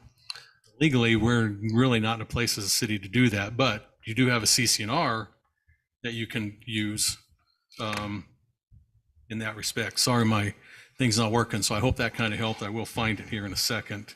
I'm pretty sure they're straight zone. I think they're in R115, but I will verify that. Let me modify a little bit of what Drew said. Drew said conditional uses are permitted uses, and that's technically incorrect. Conditional uses are conditional uses. And in our code, we have a section that it says permitted uses, which means you can do them without any approval from the city. Then we have a section that says conditional uses, which means you can do them upon application and compliance with the conditions. And so permitted use means you get to do it because the zoning was approved and you're within that, right? The best example is a home occupation. You can answer work phone calls and have your work computer at your home and do home occupation work as long as you don't have employees, don't have traffic. The minute you start to attract other things, you fall into conditional use ranges or just non-compliance. And so conditional uses are called out in our ordinance as uses that are conditional. There's others that are called out as uses that are permitted. Well, the zoning is R110, but I'll just add on with that. So it's just between he and I, but I just only got that from the state ombudsman. So that's how they kind of look at it, and they may not have a chance. I'm not here to, spar with that way, but that's the only reason I said that is because that's how the state ombudsman kind of explained it to us in a setting about these. So anyway, R110 is the zoning, so that's straight zoning. You can see if you go down to conditional uses right there. Whoa, I don't know who's controlling that. Well, someone had the code there. Yeah, that's me. So okay, there's your child care facilities under the following conditions.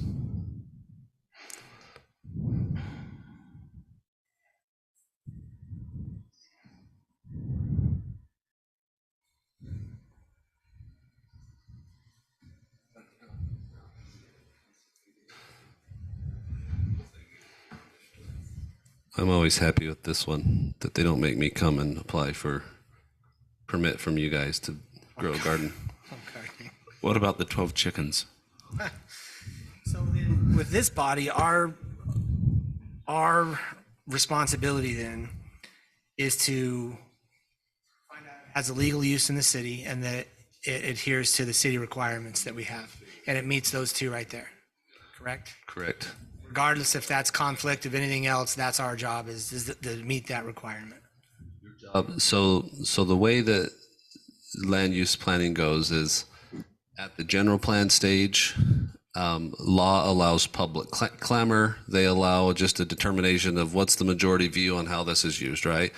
The more narrow we get, the more technical your analysis and decisions have to be.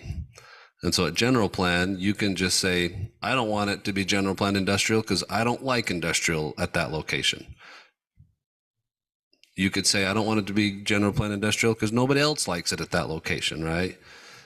On conditional use permit, we've already been beyond general plan, beyond zoning. Now we're talking about a conditional use that's called out within our ordinance. And so your decision is this technically compliant? That's really where your decision should lie. All right. going to make the executive decision then, I guess, which I don't even know if I have power to do that, but I'm going to do it. That we're going to go ahead and hear this one because that's our responsibility, is to decide and discuss if that's technical and compliant with what they're applying for. Is there anybody that may see that different or that is in opposition? We need to discuss that. Okay. Is the applicant here? I will give you the option if you'd like to come up and speak to us now, or you'd like to wait until after the public comment. You can choose. All right, come on up. And please state your name for the record and then tell us a little bit about your application. Yes, my name is Jose Gutierrez, and back in 2019, we started the process. I had an unfinished basement, and we received authorization from the people that oversee the HOA, and they gave me a letter that I can, have a daycare there. So I invested in finishing my unfinished basement, which cost me quite a bit of money. It's about 2,500 square feet, and I invested in that. One of the reasons why we wanted to do this with my wife, our children are home by themselves for a few hours, and we noticed that during those hours, there's a lot of dangers. There's a lot of outside influence, and we put filters on their phones and everything, but still things happen. One of my kids came home, says, yeah, there's kids at school showing me pornography. And as a parent, I'm very concerned. And so we had a plan that how can we be home and take care of our children and still have an income. And this is the idea that we had. And I know it said 16 kids, up to 16 kids. We put that because that's what the state allows. I don't know if we'll do that. I don't know if we can handle 8, meaning that all we need is 5 kids, 6 kids. We don't know. Maybe 2 kids, who knows? But we put that because that's what the state allows. And I saw the CCNRs. And in the CCNRs, it also says that we can't have trailers outside our homes. So if we start picking on certain people, then there's trailers everywhere. There's RVs, there's a big rig out there, and people park their trailers. It also talks about poultry. We can't have poultry. We have chickens out there. And it seems like we're just picking on the ones that we like and we don't like. We're very private people. I don't know most of my neighbors. I think I know 2 of the neighbors that you mentioned. I don't know anybody else. And one of the things that we want to do there is just do a better job with our family. And that's one of the things we wanted to have, an income where my wife can be home, I can help out, I'll still keep my job, and provide quality daycare for other children that might not have that. I've worked with young people most of my adult life. I love young people. They bring an energy out of me that I don't turn into them, but as close as I can, I turn into them, and I love them. My wife the same. And most of the time, my house is filled with kids. They're playing on the Xbox, they're playing in the backyard, they're playing basketball, they're tossing the football. And I have 6, 7, 8 kids in my house all the time. And the thing I want to do is feed them. It's like, hey, do you guys want food? Oh, it's too spicy. Your food is too spicy, And we made a video of them making enchiladas. They enjoyed it. They had a great time. And that's all we want to do. Add something to the community that would be good for some people. Maybe some people don't need it, but other people do want quality daycare from a loving family. That's something that we want to offer, and that's why we came here. I'm sorry I'm a little nervous, but if there's something, with my neighbors, I wish they would have talked to me and I would have given them the idea that we had. But I didn't know that that's how they were feeling. And, but that's what we have in mind. And that's why we came here. And that's what we're trying to do. We've had a daycare before in the past and it was good, but we moved out of that area. We came to this home and my wife was able to stay home during that whole time. And that was great for my kids. We moved into this neighborhood. She has to work, but I was like, it would be nice if you were home, if we were home trying to, watching our kids all the time. And that's all I have to say. Nothing much. And if there's anything that I can answer, any questions, I would love to do that. How many children did you have in your past daycare? We would average anywhere between 5 to 8 kids.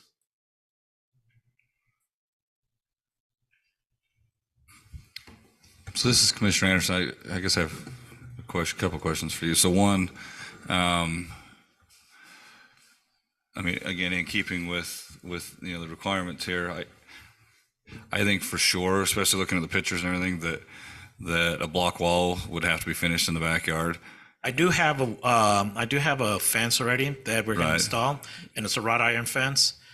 and it's 14 gauge. It's 16 gauge. It's pretty thick. It's thicker than whatever they sell at the big box stores, and with thicker posts. And I have that. I just been trying to figure out what design I want out of that. I have something temporary for now, but I do have the person that's going to install it. We're just waiting to see what kind of gate I want and stuff like that, just to make it look nicer. And a lot of my neighbors have those wrought iron, fences, which are really nice. I really like them.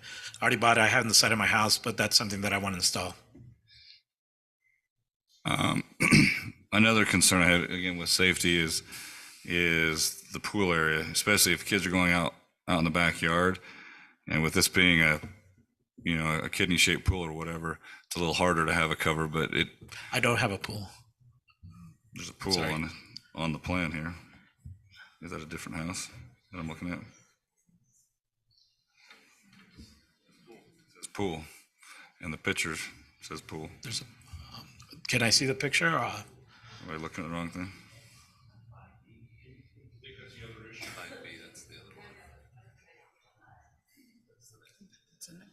Wrong one. That's the next issue, I believe. Yeah. There was a comment, if I'm not mistaken, the neighbor that lives behind this has some sort of a pool or a pond or something like that. I don't think that's what he's referring to. I think there's a pool next door. That was something on the other side of the wall. It was in the comment, one of the comments. Okay, 5B, sorry. So do we have pictures? In the picture of the back fence is something that's temporary right now. It's just correct? temporary until I get the design of the gate mainly. That's what I've been waiting for. I've looked at a lot of things, but I haven't decided. The gate, the fencing that I have now, the person that can install it, they said that's a day's job, maybe a day and a half. So not a big deal. It's just more of what I want, the retaining wall that we might put in the future. But for now, that's my whole thing that's just holding me up. What kind of gate we want to put there? If you want a 12-foot or 10-foot, or if you just want to put a 4-foot door to get in and out, that's about it. Gravel road, or what is that? It's their property. I can show you this overhead that I saw.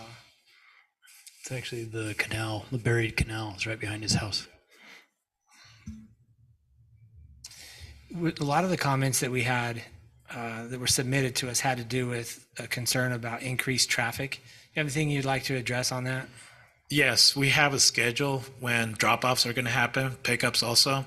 So we want to have them separated by, we can't have everybody there at the same time. I live 2 blocks away from a school, and normally around close to 9 o'clock, there's hundreds of cars just driving by. So I don't think it'll increase anything, 2, 3, 4, 5 extra cars won't change much compared to hundreds of cars that drive there every day, and buses, and also on the CCNRs, it talks about motorcycles and stuff like that. Again, motorcycles drive through our street all day, all night. There's kids at 10 o'clock at night, riding down. So again, another thing that I just remember, that there's so many things in the CCNR that we're not pushing for. We're not making it happen, so.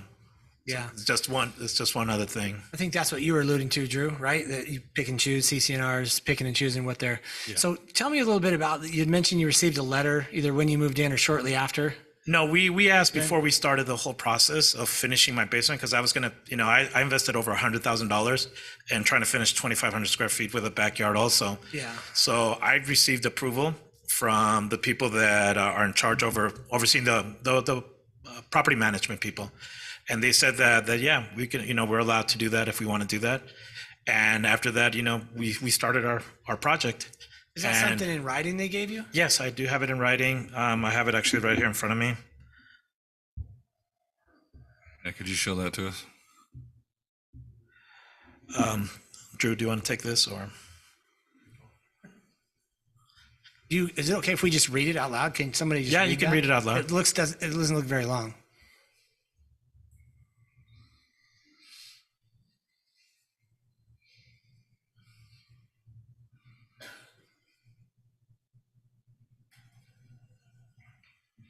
It says,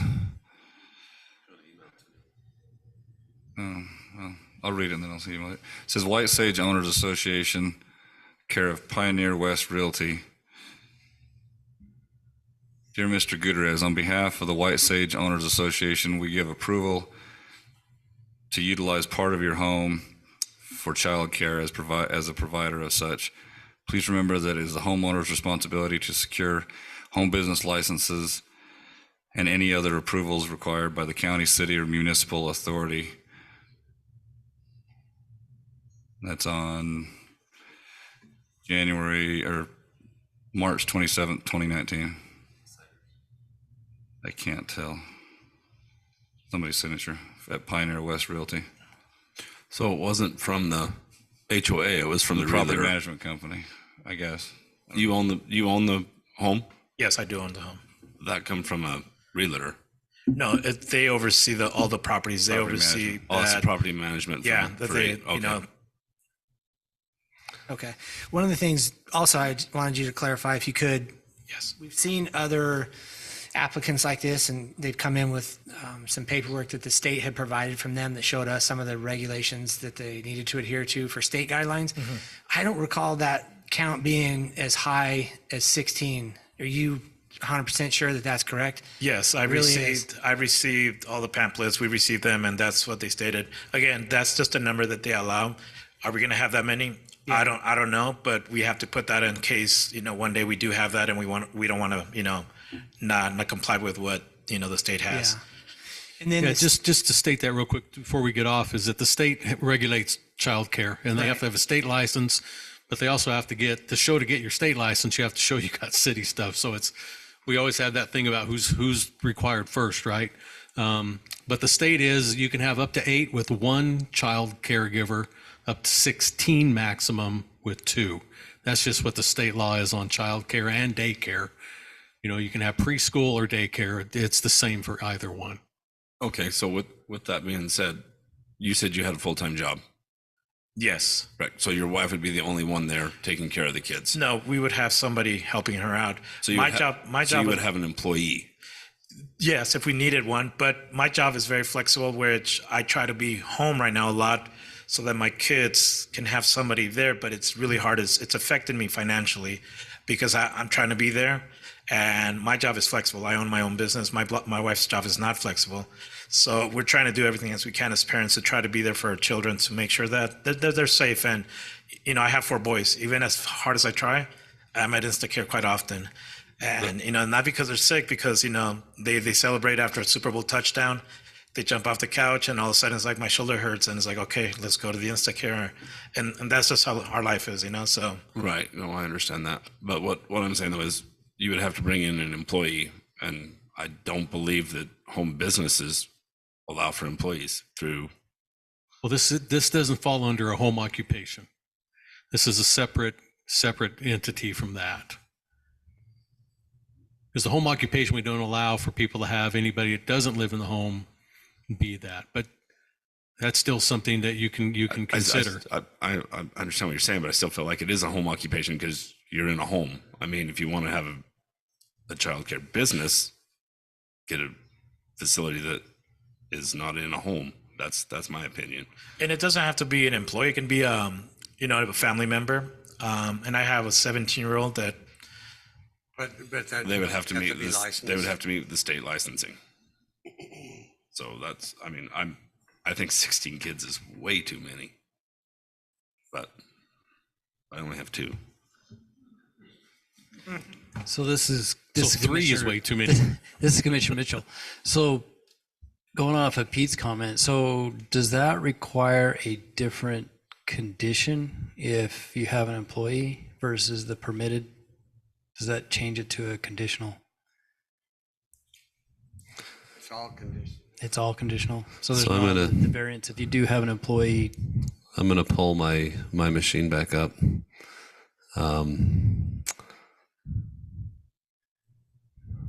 So this is going back to our city code on the standards for residential, and you'll see the home occupation is defined. And one of the definitions, the home occupation shall not, trying to highlight this so it's a little more obvious, shall not include any display, stock in trade, employees, or the use of advertising, except as provided in this title. Now, when you read the first sentence, the home occupation is any use conducted entirely within a dwelling and carried on by persons residing in the dwelling unit. And so the city council's defined home occupation as a business purpose that is auxiliary to the residents of that location, right? And then this other sentence, this accessory use shall be clearly incidental and secondary to the use of the dwelling for dwelling purposes and shall not change the character thereof.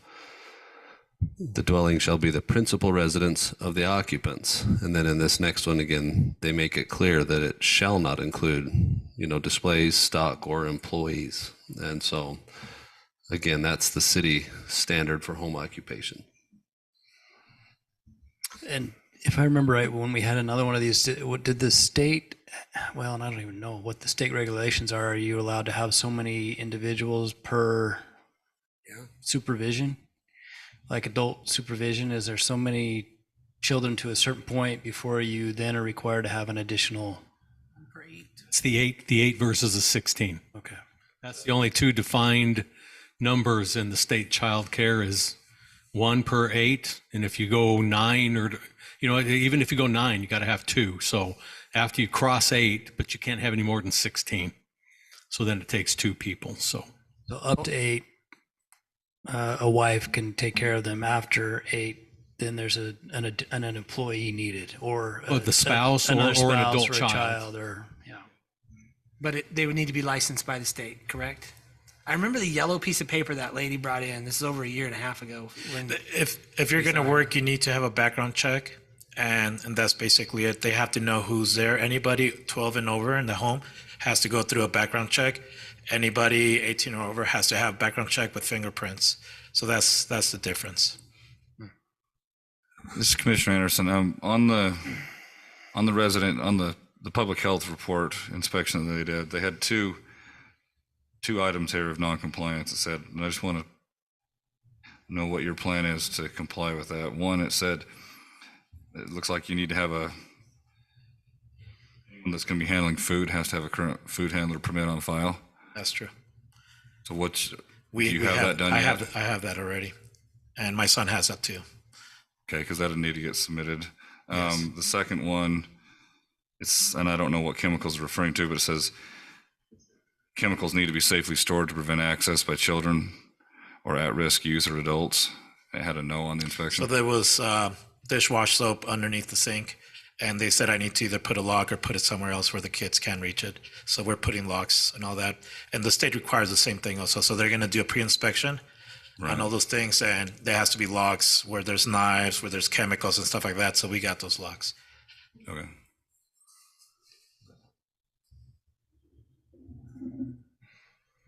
This is Commissioner Tupou. I have a question regarding the fence. You have block walls on both sides of your Yes. home, and you're planning on putting in wrought iron. Yeah, 6 feet tall. There's just I think 4-inch gap or 3-inch gap in between each iron rod. Okay. What about the gap where it meets up to the block walls? It can't be more than 5 is that gonna be inches, so it's enclosed? going to be pretty close. More than 4? Is it going to be horizontal or vertical? Like, that's what I'm making Yes. sure is it's not horizontal, right? It's not climbable. No, not at all. That's what I'm getting at.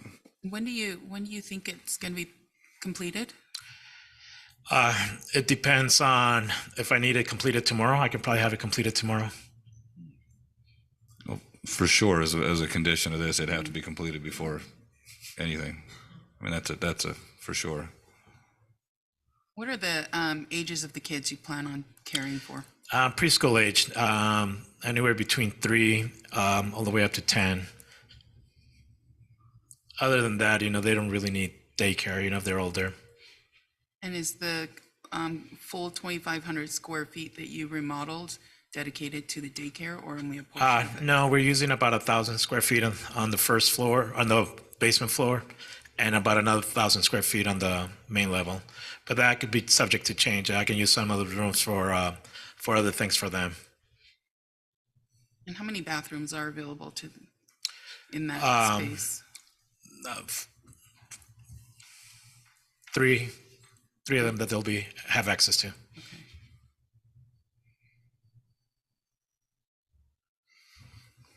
How many kids do you expect to have at any one time? Because you probably gonna have it stacked. You said you have a schedule, right? Yes, we have a schedule, and most of the time the kids are in school, so it's kind of hard to tell before school, and then you drop them off if that's what the parents require. So it's hard to tell how many at one given time, but we can have, according to the state, up to 16. Will we ever have that? I don't know, but it's hard to tell how many we can have at one single time.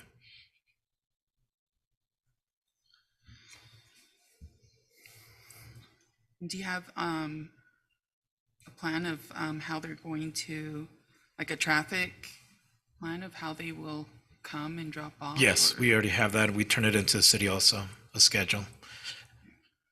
And that's something that each parent will know. They will have a time to drop off their children depending on around what time they want to be. So we'll schedule them in. And never more than so many cars of parents showing up at the same time. Thank you. This is Commissioner Anderson. I wanted to pull city code up here on the screen, but it's not pulling up. So I was just reading here, and it looks like one of the permitted uses without getting a conditional use is home occupation, and it has listed specifically here that a home occupation includes the care of not more than 4 children other than members of the family residing in the unit. So per city code, he could have up to 4 kids without asking for the conditional use permit. And what he's asking for is the conditional use, which says you have to comply with state law, which says you have to have an employee and et cetera.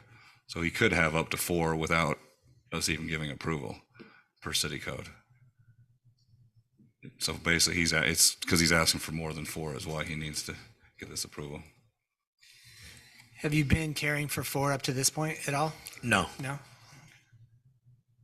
Well, sometimes for free, though, the neighbor kids come over. Yeah. But I love having them. They're amazing. They're great. Actually, they're like my adopted kids. We get to play sports with them. They play with my dogs. They play with my kids, and it's great. The neighbor kids are awesome.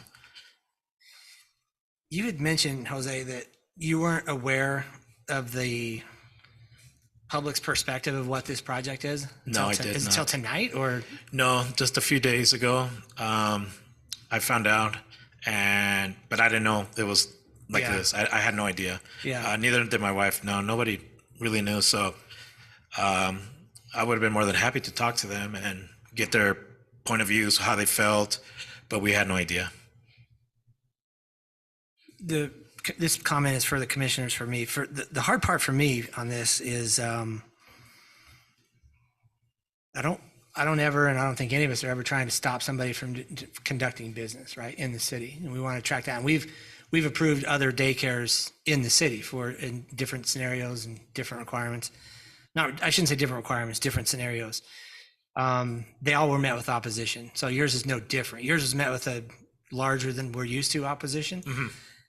And again, I go back to what our legal has told us that our representation from this body is, does it have a legal use in the city? Does it meet the city requirements? And we pulled those up. You've talked about the fence. You've talked about adhering to state law that's necessary. And I want to pull for you.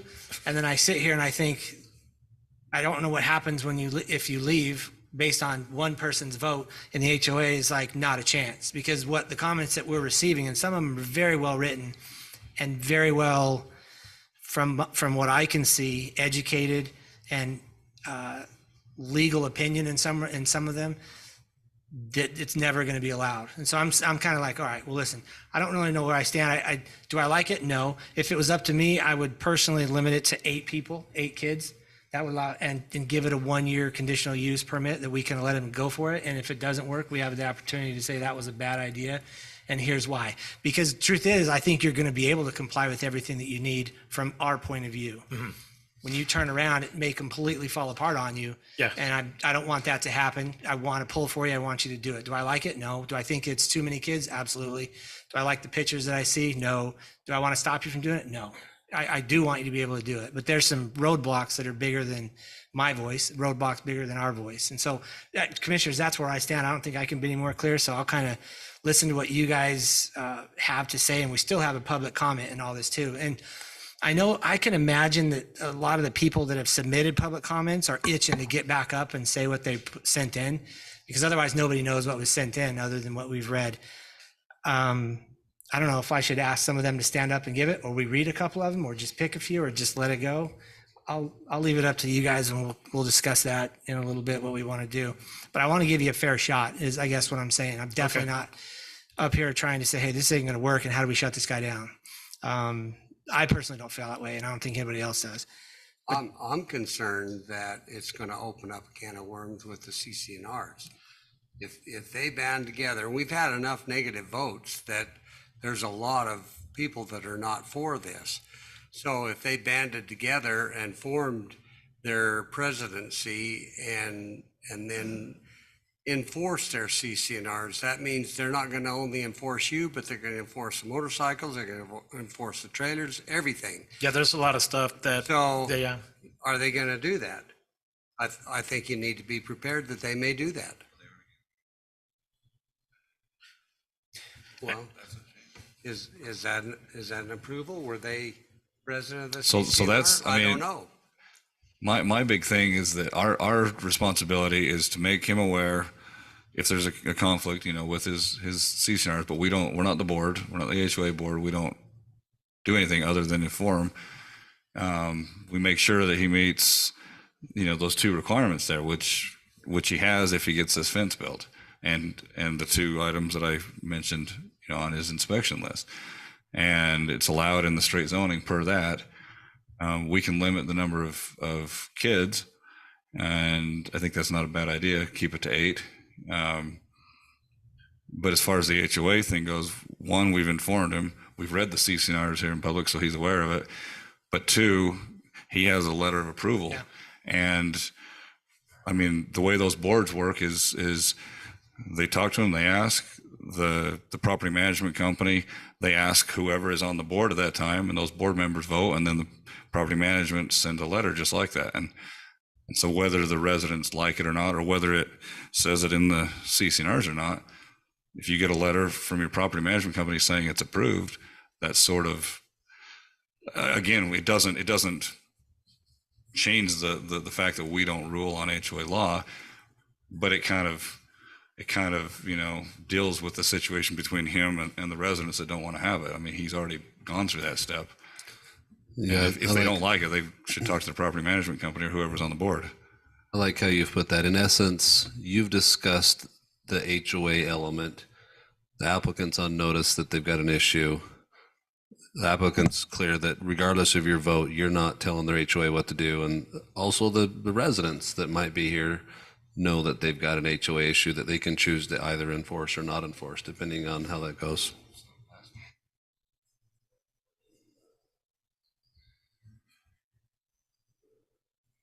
Yeah. Any comments over here on anything? I like what you said. I think 16's way too many, personally. Because, to remind me, we limited at least 1, if not 2, daycares for a period of time. They could have a conditional use permit. Was it just the 1? And I still see that yellow piece of paper with all the legal stuff. I mean, I don't know. Wish I could remember everything.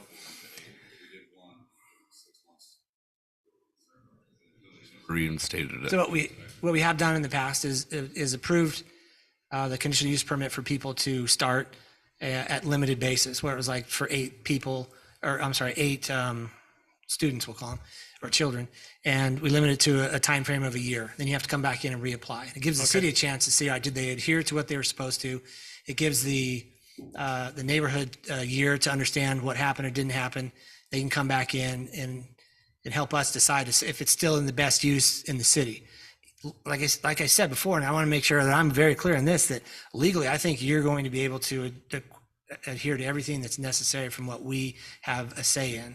Mm-hmm. I think you have a whole bunch of problems after that, but you're aware of that. I understand that's that, yes. something that, so again, that's what, I don't make the motion, but I think that for me I would feel better if it was limited in scope and size and time.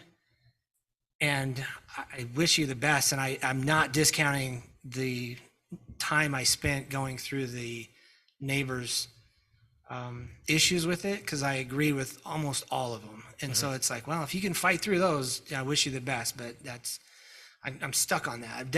I'm conflicted. If it was up to that, it would never fly. But you have an approval, which is crazy interesting to me that came through. But that's a good thing that you have it for you.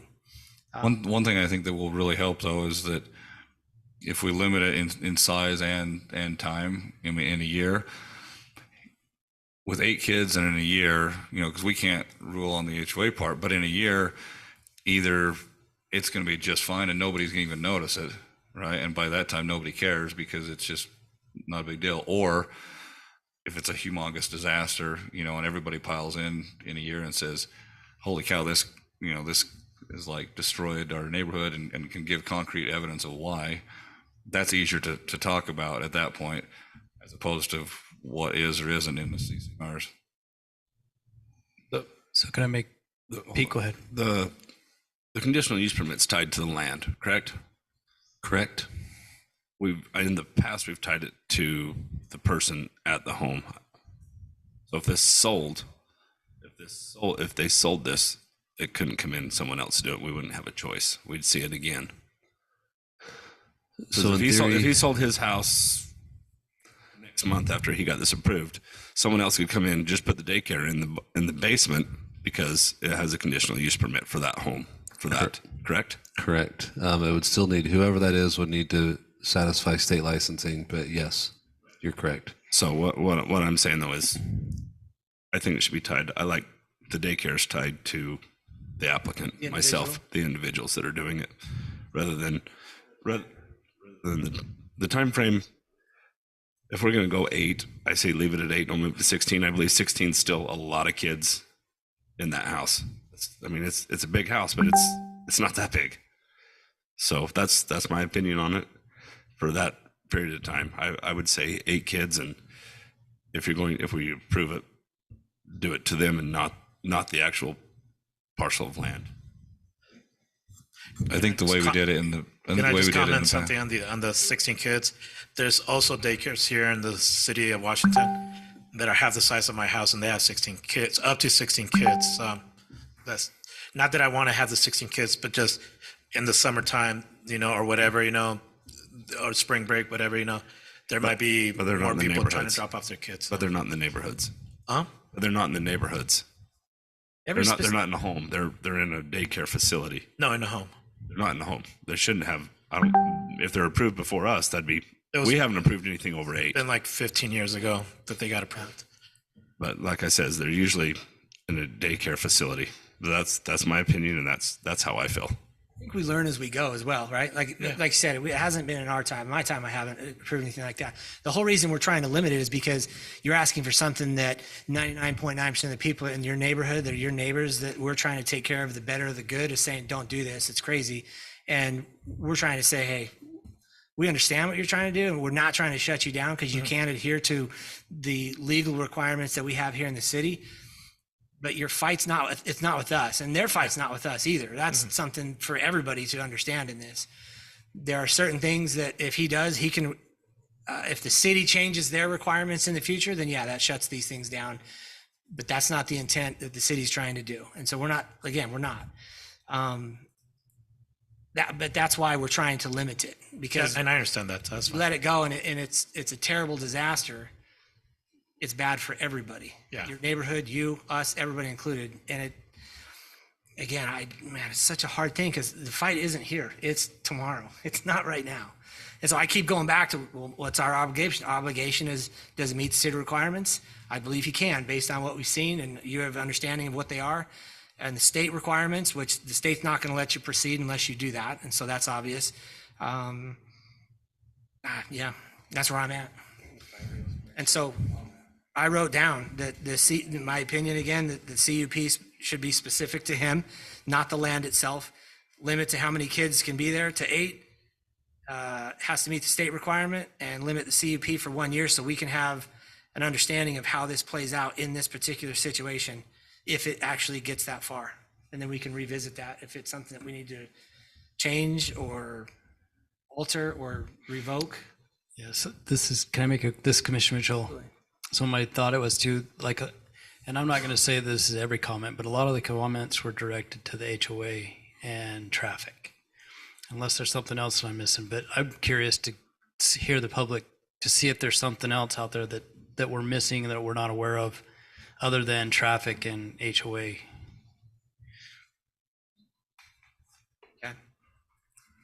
Jose, will you stay by close, like, I don't know, grab a seat somewhere close, because we might ask you to come up again in just a second. Thank you. Is there, Commissioners, anything else that you want to mention before we talk about a public comment section? No?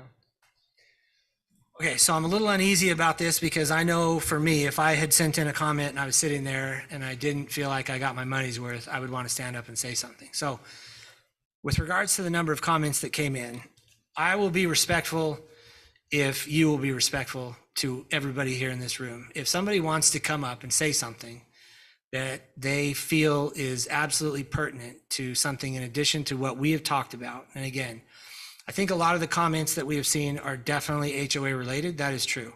A lot of the comments we've seen are traffic related. That is true. Every item we have almost on an agenda has to do with traffic. It has to do with traffic. So that's something that absolutely traffic will be increased on every project that we do. I joke with the commission all the time. We built an entire neighborhood. Their only exit is right past my house. I see more traffic than anything in the city almost, I feel. And I said, no, that was the only thing I could do. But I want to hear some of the comments, even from some of the people that spoke or that sent them in. But I don't want you to come up here and take 10 minutes of our time. If you could limit it, we usually give 3 minutes. If you make it shorter than that, I'll appreciate it and I'll find that respectful. I hope you understand the dilemma that we're in, because a lot of your comments aren't geared to what we can and can't do. And I want to make that clear. So with that being said, I'll go ahead and open up the public hearing at this time for people that would like to speak to this item. Please come forward and state your name for the record. And I want to reiterate again, if you're respectful to us, I'll be respectful to you. If you're not respectful to us, there's a reason we have a police officer in the back, and I have no problem asking him to throw you out. There we go. So come on up. If you could keep your comments to a 3-minute limit, that would be awesome. Thank you. Go ahead. Hi, my name is Bill West. I'm the Vice President of the White Sage Homeowners Association. This letter that Mr. Gutierrez has from the management company, I don't know where that came from. I've been a homeowner in White Sage for nearly 14 years. I've been on the board for the majority of that time, nearly since I moved in. And I don't recall ever having discussed this issue in the past, or any home-based occupations or home businesses and homes. And so I don't know who signed that letter, but I do not believe it was that there was ever a board action that allowed such a letter to be sent. And so with that said, the board is opposed to this measure because of the precedent it might set in allowing businesses in homes that, as we've discussed, is against the HOA. And, you know, in regards to the minor issues that haven't been enforced, motorcycles driving down the street or something, a lot of those are more or less, you know, city issues that happen in every neighborhood. But this is an issue that the board doesn't want to allow. We don't want this precedent being set, and the HOA is essentially there. It was created to maintain the detention basins that the city required the developer to put in, and we have to maintain those and assess an annual due to maintain that. And so that, you know, and this is something that by virtue of having the HOA and the CC&Rs, we're opposed to this. So, all right, thank you. Appreciate it. Jose, for the record, will you get that date of that letter, and when you have a chance, you shout it out to me? I just wanted to put it on the record when people are coming. March 27th, 2019. Yeah, okay. I'm curious, who is the current property management? Is it the same property management group? Is it the same one? Do you know, Bill? Yes, we still have Pioneer West Realty, but the ownership of the management group has changed in the last year or two. Did you get that date, just so you have it? in 2019 is when that letter came about. Okay. All right. Just so you know. Who's next? Oh, come on. Really? That was it? One person? All right. Oh, there's a bunch of people going to be disrespectful. That's what it was, right? I get it. Just before you get up real quick, this guy's coming up right behind you, and he was running, so I was let him go first. My name is Gary Johnson. I'm not a neighbor in this one, but I just want to ask you guys why you're making this so hard. And ask you to just think about process a little bit. From the way you've described this, Mr. Sigmiller was pretty clear that the Homeowners Association, CC&Rs, seems to be the predominant driver here. Why don't you have a requirement that says you guys that want to do things within your homeowners association that are contrary, clear your homeowners association, then you can come to us about the technical requirements to make it happen. Why are you're putting the cart before the horse? The forest for the trees. I mean, there's all kinds of, but I don't understand why you're making it this hard. I appreciate the comment. So I'm going to answer that. I don't have to, and I don't really want to, but I'm going to answer it anyway. Before I do that, one of the things I learned on this 5 years is, who's a lawyer in the room? Got a couple, right? Who knows lawyer jokes, right? Everybody, right? And they all pretty much end in the same way. I learned early on, coming from another state, not familiar with the state laws in Utah, I've learned early on that a lot of the decisions that we make at the city level have to do with legalities that happen at the state level. And so, again, find out what the reason is, and there's a reason why. A lot of the reason I think that this is just me personally speaking to that gentleman's comment with regards to why I'm making it so hard, because I see this, if I look further down the road, I see this turning into a legal issue or the possibility or potential of it. And so what I'm trying to do is cover every base I possibly can to make that as a protection to the city if it turns into a legal argument. I think I've been very clear. The problem I don't believe is today. I believe it's tomorrow. And just to be respectful to the individual that's trying to do this, he has every right to do it. So if I said to him, or we said to him when he came up here, within 3 minutes of him saying, hey, you've met everything, good luck to you. Everybody here that was for this item, according to our comments, would be extremely upset, mad, city's terrible, garbage, whatever. It wouldn't be positive. You'd be like, why didn't you listen to us? We're listening to you, but there's also a legal requirement that goes way beyond this meeting that may or may not be addressed or lean one way or the other in this meeting. I don't know how to make that, I don't know if that was clear or not, but in my mind, that's why I do it that way, is because when things could possibly turn to a bigger legal situation, whether for the city or for the individual or for the HOA, I try to explore every option I can, and I'm willing to stay here for a couple hours to do it. So that's why I do it. But one of the things I learned about the legalities of things, it has to do with public clamor. What clamor is when you clap and you shout and you throw things and you yell, whatever happened earlier when you're clapping. It's no big deal. But there are suits in the state legislature that clamor is considered influence one way or the other, and it could cause damage to your reason for being here. So if you want to shut something down and you all come and you clap and you're excited and you're about something, and it goes to a legal lawsuit, that could actually work against you, where it would be not in your advantage to do something like that. So anytime something like that happens, the city always looks at, and Drew kind of looked up, he said, hey, remind them about public clamor. As hard as it is, as much as you agree with something that's said at the podium or said there, please don't clap, please don't yell, please don't throw things, because it's not in your best interest if it does go to another level in the future. Did I clear that? Is that correct? Or is there anything you want to add to that? Correct. With regards to public clamor. Yeah, we try to observe the case law by just asking folks not to clap for or against anything. Give us your best ideas in the mic, make a good record, and just help us as a city avoid any of the court cases that talk about making decisions based on how many people clapped or how loud they clapped. Yeah, to be totally honest, Gary, right? I totally appreciate your question, because I ask it of myself every time when I come home at 9:30. My wife says, why did you stay so long? And I say, you know what, babe, honestly, I just feel like it was the right thing to do. Like, I don't know this gentleman. I want what's best for him. I fought with my own HOA. I feel it. But man, do I feel all your comments too at the same time. So I don't want to say, hey, go for it. You comply with everything you needed to from our point of view. You guys would be so upset with this and you wouldn't understand why. And then it would be, so we're trying to educate. Maybe that takes longer than we'd like to, but yeah, we try to make it harder than it should be. But there's a reason. I don't know if it was clear, but that's my opinion. If you guys want to add anything, please do, because I hate being the chair. I like sitting over there and being really quiet. That's usually where I like to be. Anybody else want to speak to this item? There was a gentleman here on the front row. Guy Schultzman, unfortunately, I don't live in this development. I live in the other one that you're going to talk about, but I'd appreciate some additional education relative to the relationship between CC&Rs and zoning.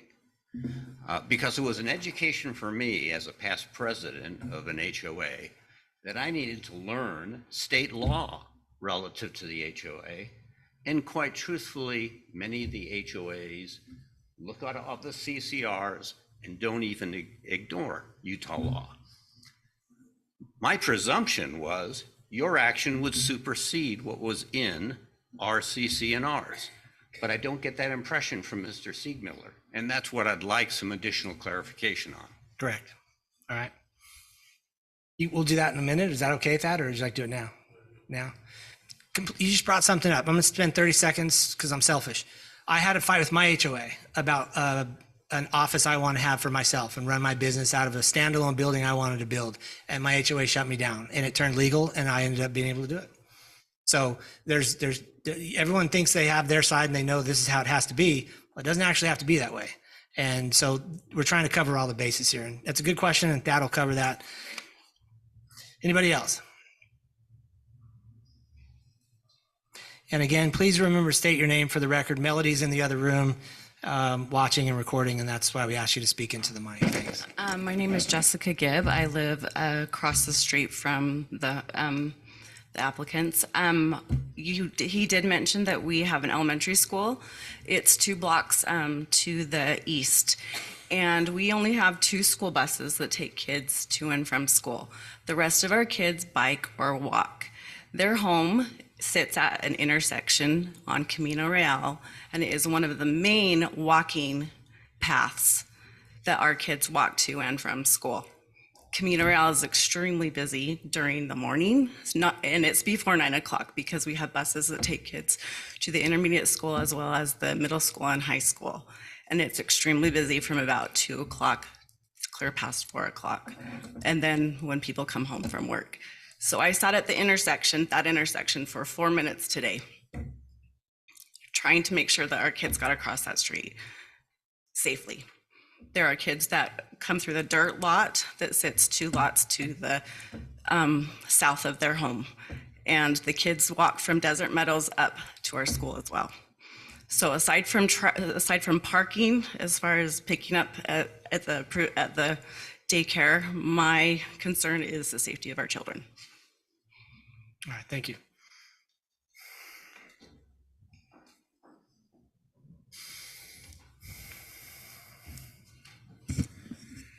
Greg McCombs, Oriole Subdivision in Washington City. I looked at, being a geek, I looked at the planning ordinance 9-17-3 for the part of the application. And this is just to kind of cover the planning commission's butt.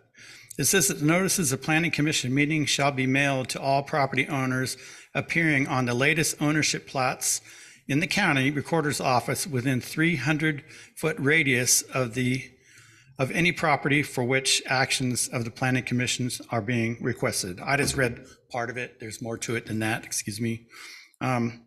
Maybe Thad knows more about that.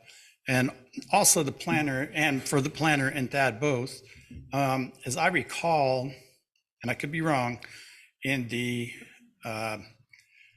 health and safety code, there's actually a requirement. The maximum number of kids is based on the square footage of the area where they'll be, and not just a number grabbed out of the air.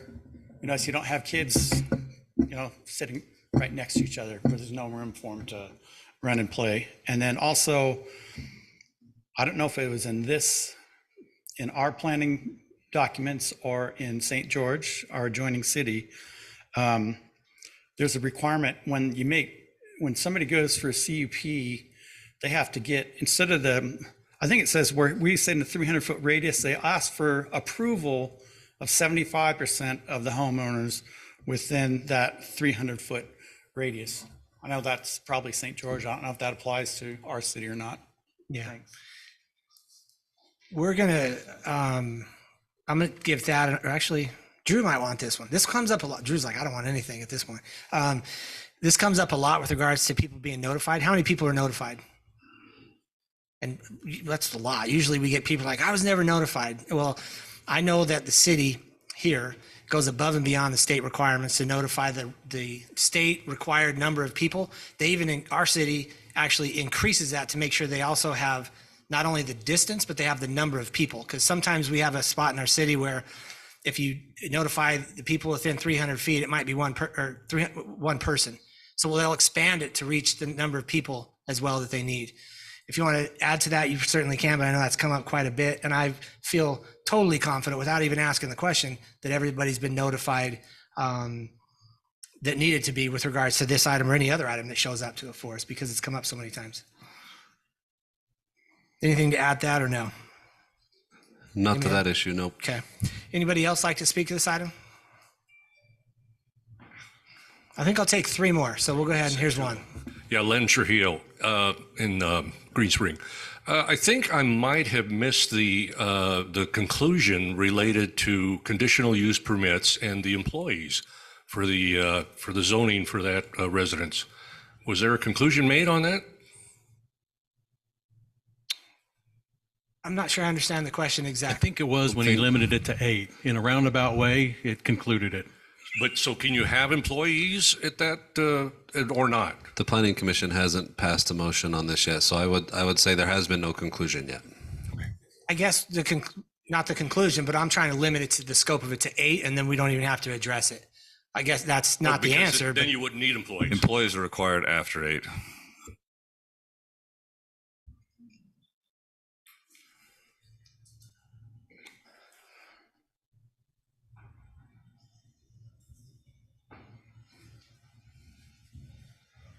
Good evening, everyone. My name is Reed Gibb, and my wife was speaking a moment ago. We just live across the street there. This is the first time for me, so I appreciate everybody being here tonight. I do have a statement I'd like to read, but I've learned a lot about this, and it sounds to me it is going to end up coming down to CCNR rather than city jurisdiction on this. But let me just state. So I live at 1887 South Camino Real across the street and one house down from the location in question. My family moved to St. George in 2004 in order to pursue my career. After several years of renting a home, we decided to build a house, and it was daunting and wanted to make a good decision. So 16 years ago, we decided to build on Camino Real. There were very few homes back then, and I think I may be probably the oldest resident in White Sage here tonight. And I remember when many of you moved in to be my neighbors, and I've enjoyed everyone. They've all been wonderful people, including Gutierrez. But one of the drawing points for my family has been that HOA agreement. And I was going to read it again, but we've gone through it so many times, but it does state specifically that you cannot have a business in our neighborhood. This is not just for convenience of the neighborhood. The way the streets were laid out are not designed for high traffic flows, and there's extremely limited parking as the streets are narrow and designed for residential. Despite this, as the neighborhood has grown, Camino Real has become very busy. When cars are parked on either side of the street, the traffic oftentimes have to wait for each other and travel one at a time. Furthermore, there are no crosswalks or designated loading or unloading zones such as the school or extra shoulder space to make such. It is oftentimes difficult to see with the children that already live on the Camino Real dashing out into the street. It is my personal opinion as a longtime resident of this location, this is not a safe endeavor. Also, 10-year-old children can climb anything. Just behind that, if you want to put that map back up on the screen, you can see there is a pond right directly behind his property, as well as a small ranch that oftentimes will run farm equipment and horses and other livestock. So that green circle there is a pond directly behind his house. Also, if the children get out of the backyard, they can go directly into the pond. If they get out the front yard, they'll go down 2 houses into the empty lot, and they go right down to where that buried canal is, and you'll get right into that pond. And there's no fence around it or anything like that. Lastly, I and every resident of the White Sage have agreed to and paid their HOA dues. That means that we agree to abide by the HOA rules. By suddenly allowing a business to come into White Sage, it is negating 16 years of my dues payment and my due diligence of abiding by the HOA covenants, as well as everyone else that has paid them. In closing, according to our CCNR, it is no more appropriate to have a daycare center on Camino Real than it is for me to start a medical practice in my home. Both are good, both are necessary, and both are different, but just not in an HOA protected neighborhood. When you move into an HOA protected neighborhood with the intention of breaking the rules is not kosher. Let's respect the protective covenants that have been in place, which brought many of us to White Sage in the first place. And then lastly, I have a request from someone in the audience to ask who signed that letter of approval? Was it a secretary or was it someone actually in authority that's able to sign that and give that approval? Thank you. Thanks, Reed. Anybody else? Last one. Jose, could you tell us again the name of the person that signed that while the last person's coming up?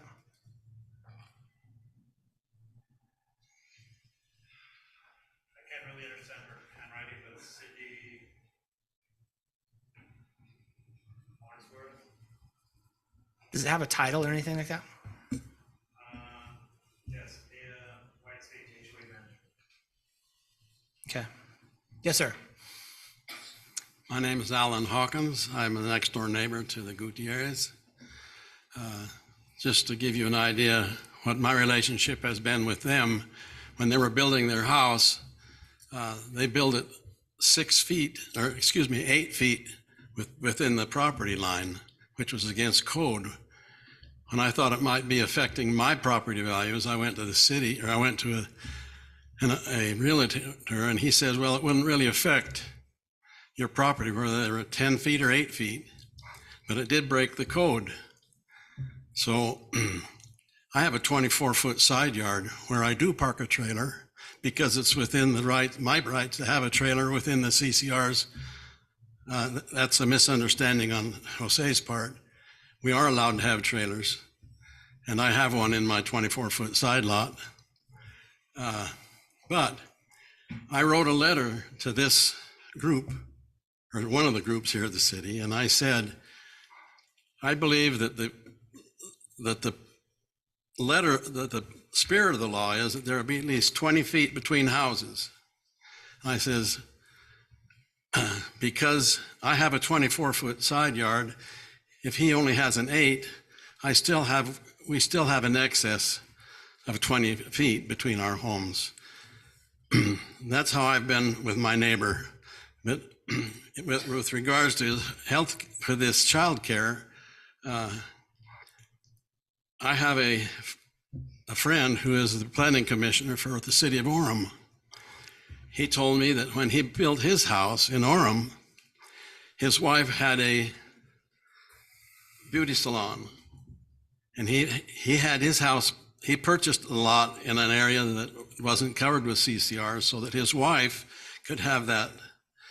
And he said, when people come to us in Orem and want to do something that is not in compliance with the CCR covenants, he says, take it up with your CCR, get them to amend it, and then come back to us. Because I think Thad has stated, and it's really, to me, it's really clear, the CCRs take precedent over city ordinances. They recognize that in Orem. Of course, they're up north, we're down south, but that's the way that they work it there. Thank you. Thank you. I saw a hand come up. There was one more, if you want to come up.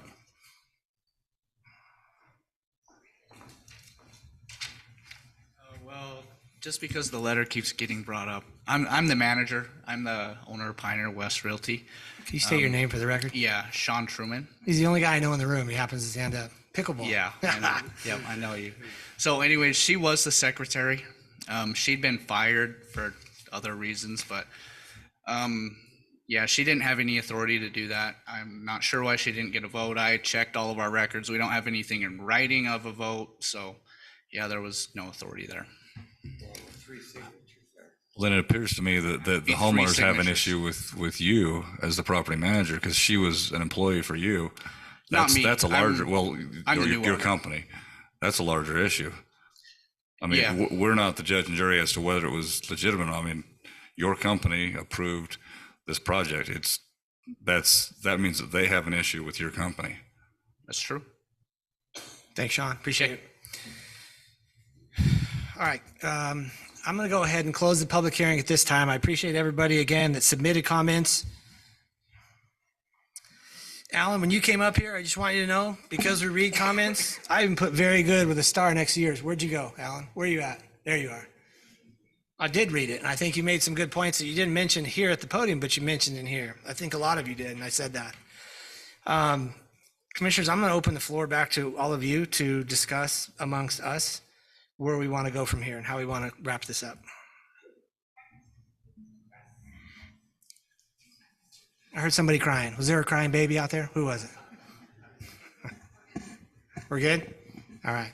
So this is Commissioner Mitchell. I'm just going to share my little bit, even though I'm not voting. And maybe that will help clarify this, but it's my understanding that our city has ordinances, has codes, and it's the opposite of what some people are thinking. The HOA that you live in provides more governance than what the city does. And that's why a lot of us choose to live in an HOA, because it's a higher standard than what the city holds. So I think this goes back to your HOA, your CCNR, that's where the battle's going to be. Us as the city have to maintain our codes, our way of doing things. So we're here to uphold the city ordinances. I can comment on that. Some of the, or one of them has said that HOA takes precedent over city law. I would not agree with that statement. If we do two examples, two of them are relevant ones that the city deals with on a regular basis. If an HOA came and said, our citizens can use engine brakes on city roads, that might conflict with the city noise ordinance. We have some roads that we say you can't use engine brakes on.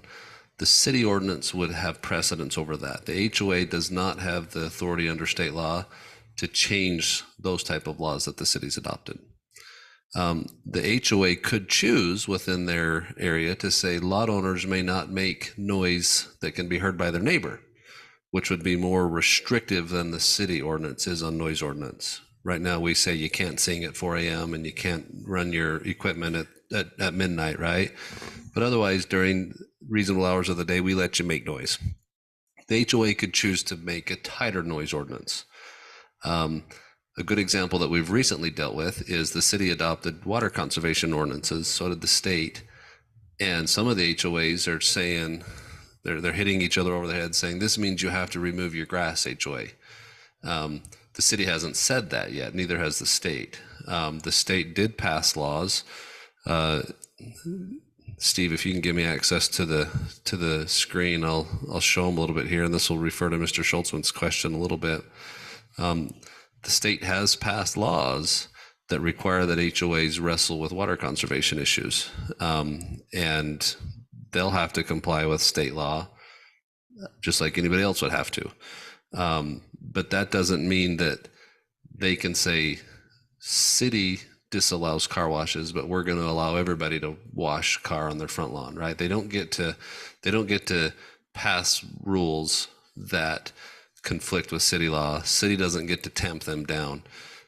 You'll see here in the title, the real estate title of the Utah Code, there is a section regarding the Community Association Act, and within that, there's lots of provisions.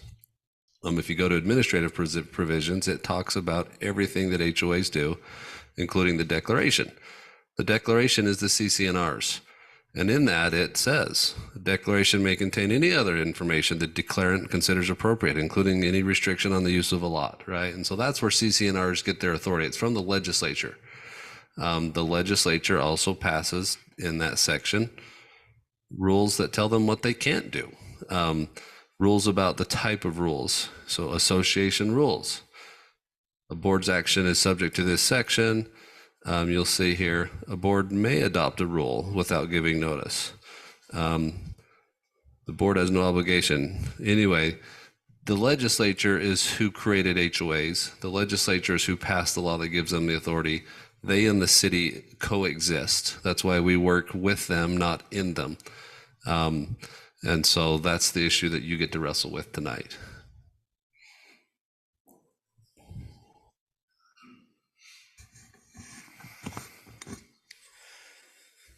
Any other comments, commissioners? Again, I can't make a motion, but at some point we need to wrap this up because the next one is equally challenging.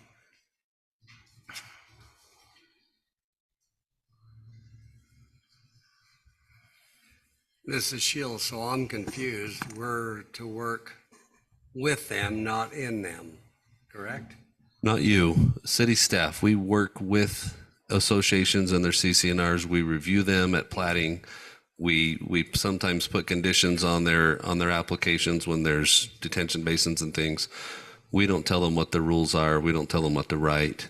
The only time we have conflict with them is when they try to take rules that we've passed under the authority the legislature gives to cities and towns, and they try to change those. Otherwise, we coexist. We work with the rules and the declaration conditions that they've imposed on themselves. So that goes back to my input to any condition or any decision that's crafted from this body is that I mentioned earlier is that we limit the CUP to the specific applicant. We limit it to how many children they can have to 8, has to meet the state requirements, which is of course, and then limit the CUP to 1 year. I'd like to see if this works, because again, I think that he can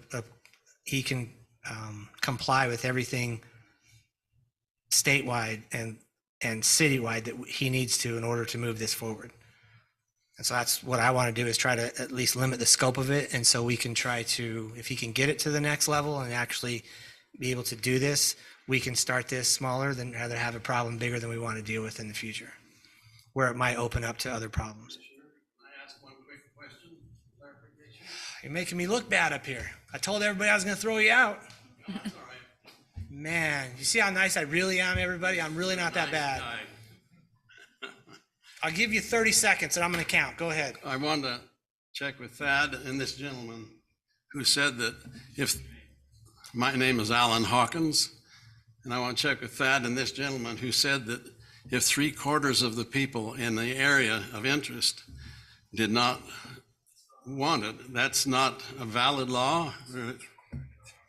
Is that regarding changing your CCNR? Again, that's in the Community Association Act. That's a state law that regards how an association determines to change their rules. It's not a city rule. That had anything to do with this issue? Okay, thank you. The only thing I'll add is you're walking back to your seat. It's my understanding the side yard in a city home can be 8 feet. Doesn't have to be 10. Is that correct? It's all 10? R1 is 10. It's in different zones. Just want to check and make sure. All right, perfect. Man, I can't believe I let you get up here. All right. It's only because I thought you had such a great comment and I highlighted it. Okay, we got to do something. I think I've said what I need to say. I'll just wait for you guys to craft a decision based on your. So are we making, this is Commissioner Tupou, so are we making a decision based on whether they meet our city laws, our city and state laws, and not regardless of what the CCNR says, because the CCNRs are the domain of the HOA to enforce? So your decision is technical, right? And you could have a motion that says, we think indication from the HOA that this is allowed is a technical requirement that we would impose. This specific scenario is difficult because there's a letter out there that represents something. I think there's a civil issue between the management, the board, and their members on that one. But I think you could choose to say one of the technical requirements we want to impose before we would approve something is confirmation that the HOA is okay with it.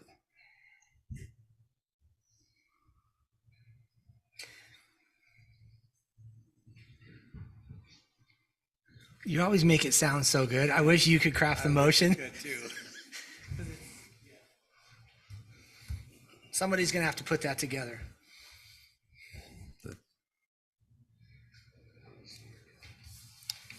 Right there.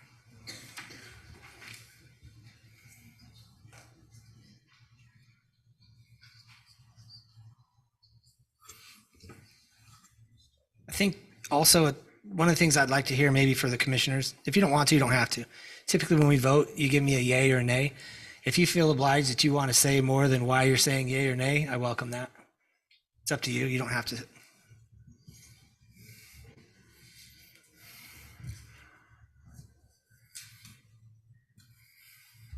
Well, this is Sheila. I'll take a stab at it. I would move that we approve make sure I'm on the right one. C-21-02, a request for a conditional use permit for an in-home daycare facility located at 1874 South Camino Real. With a few more, with the 4 recommendations, or 4 findings and 8 conditions, plus a condition to limit the number of children to 8.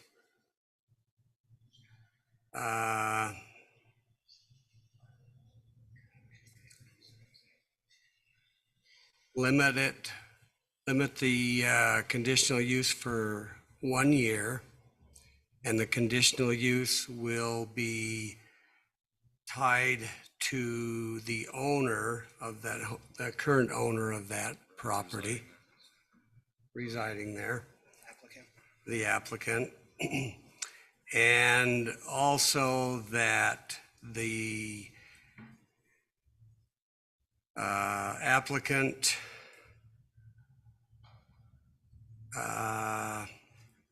get verification from the CCNR that they can operate that business. Oh, yeah. And the fence has to be completed as per code is required. Is that the one you stated? I don't know if that, just reiterate that that's C-2302. I didn't know if. I got C-2102, but I have the right address. You do, but 21's 2 years ago, so. Okay, so I'm sorry, the action is for C-23-02.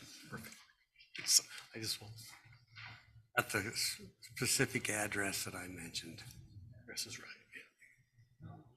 So before, you're saying that you'll get this if he gets okay from his HOA?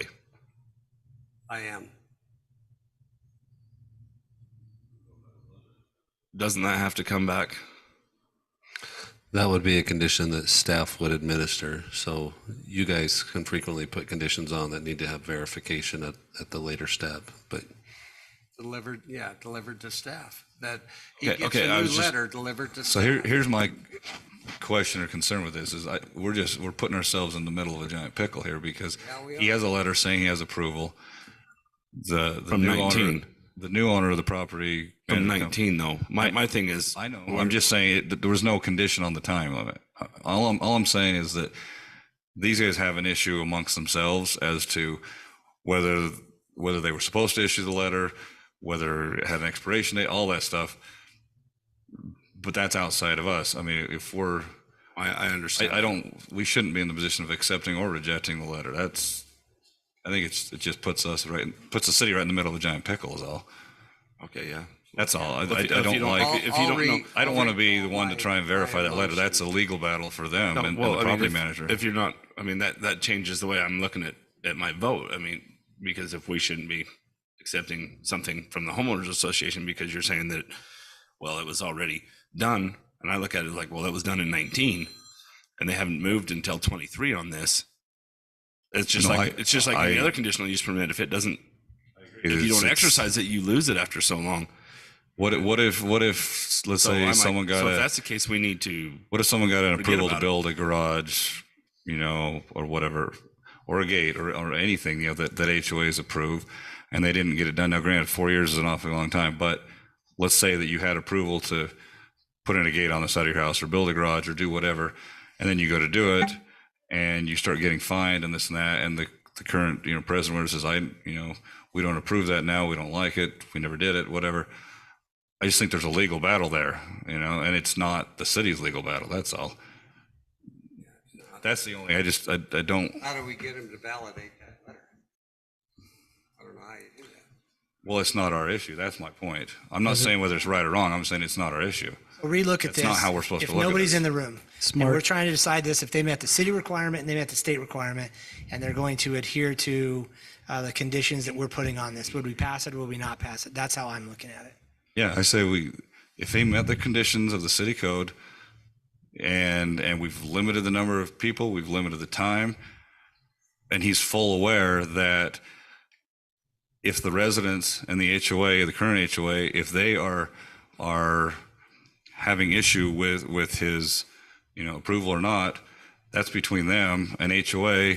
They can still do a deed restriction on the property. That's how HOAs enforce their covenants, is through deed restrictions.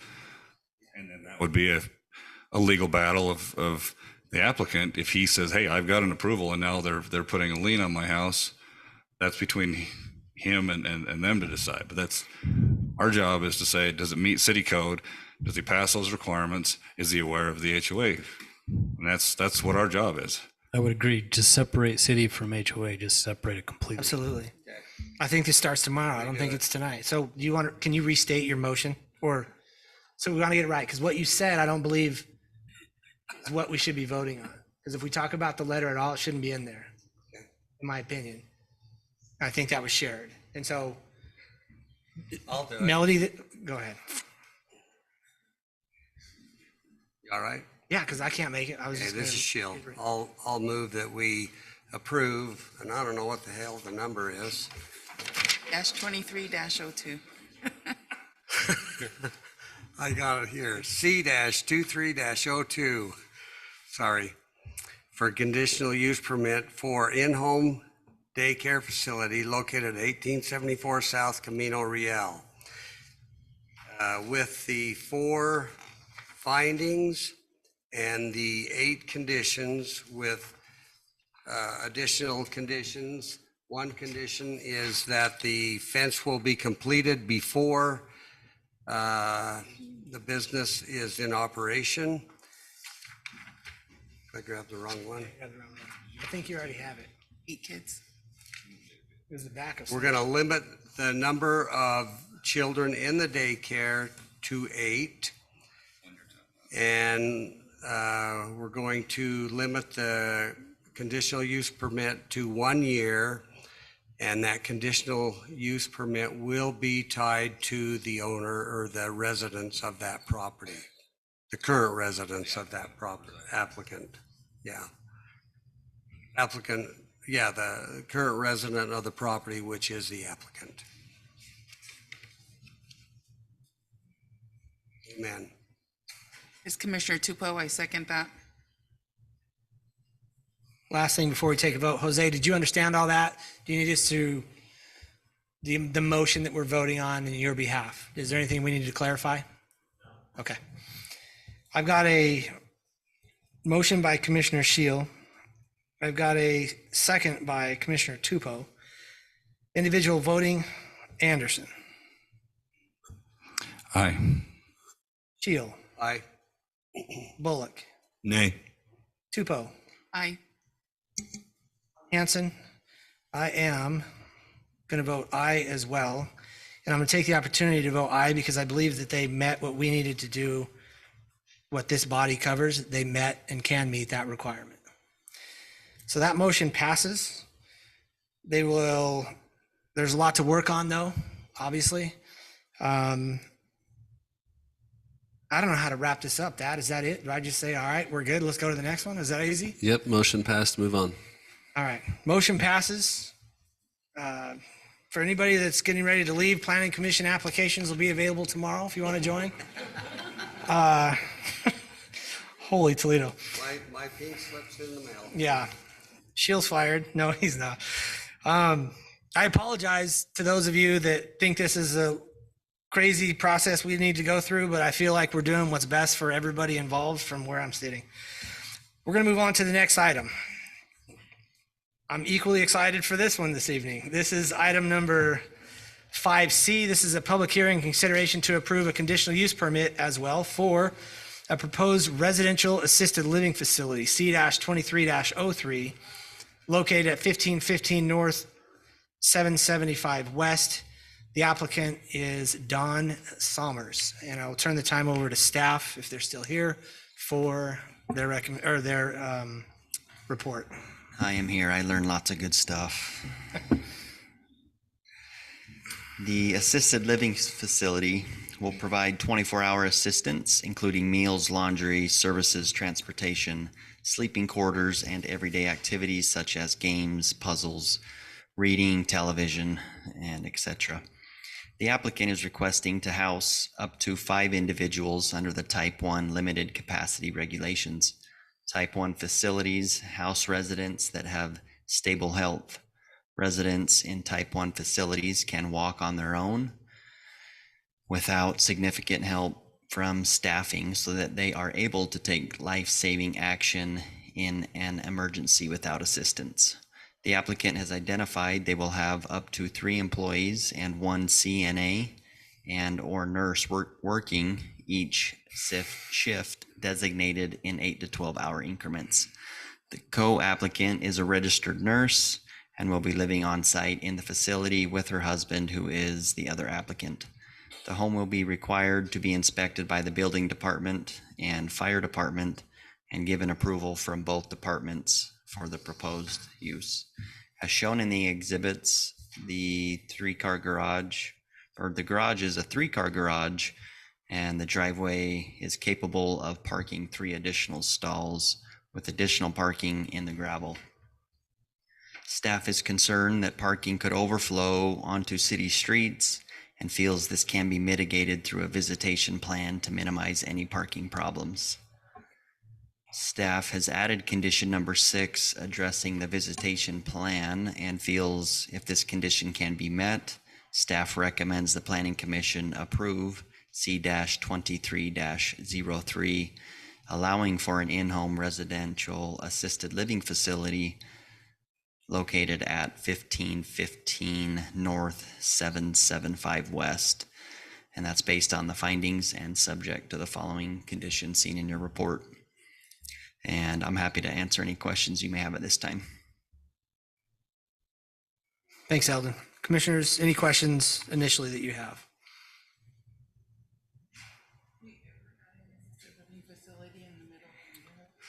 I'm not sure your microphone's on. I can get to that one. I was prepared to talk about that a little bit if you want to go there. Restate the question just to make sure everybody heard it. Do we currently have any assisted living facilities within a residential? So I'll want to put this up on the screen again.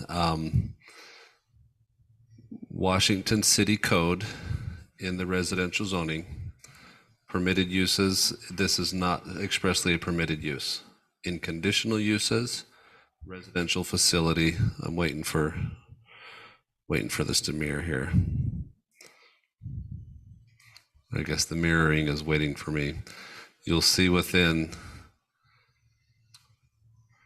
so here's your permitted uses within residential. Here's your conditional uses.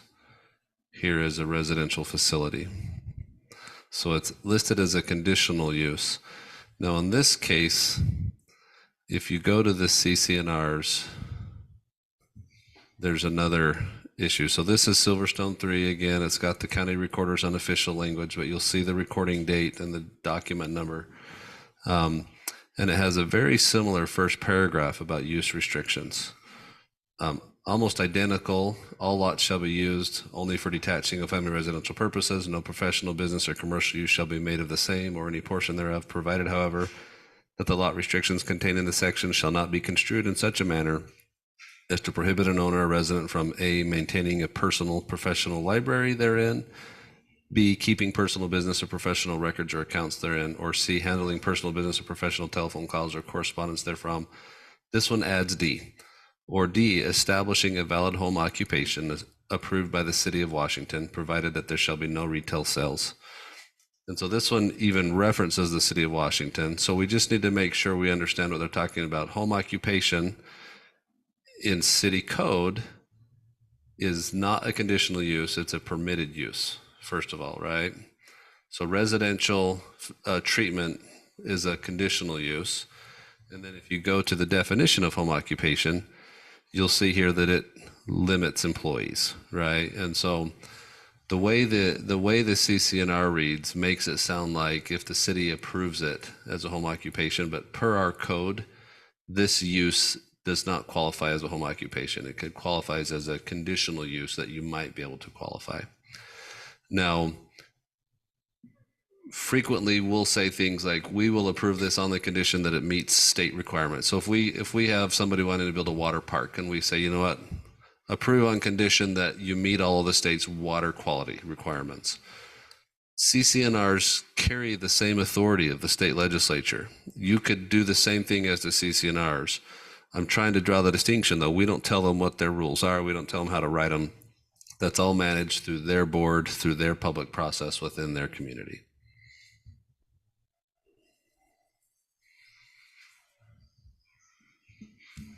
So this is Commissioner Mitchell. I'll make a comment. I never put this together, but now you have daycare for kids and daycare for adults. I didn't hear, actually. The discrepancies, I guess. So this is only 5 residents, but 3 employees. That kind of changed it for me. And visitation. I feel like that's Are they a living lot there of overnight, or is it daycare, or is it full-time care? hour, yeah. So that, to me, makes it a lot more commercialized, and I don't feel like fits the city criteria. I feel the same way. I feel like it's a commercial use in a residential area, even though it's a at-home one. I don't feel like it fits for a conditional use, a permit use, in my eyes. I agree with that. I think assisted living facilities do not belong in the neighborhood.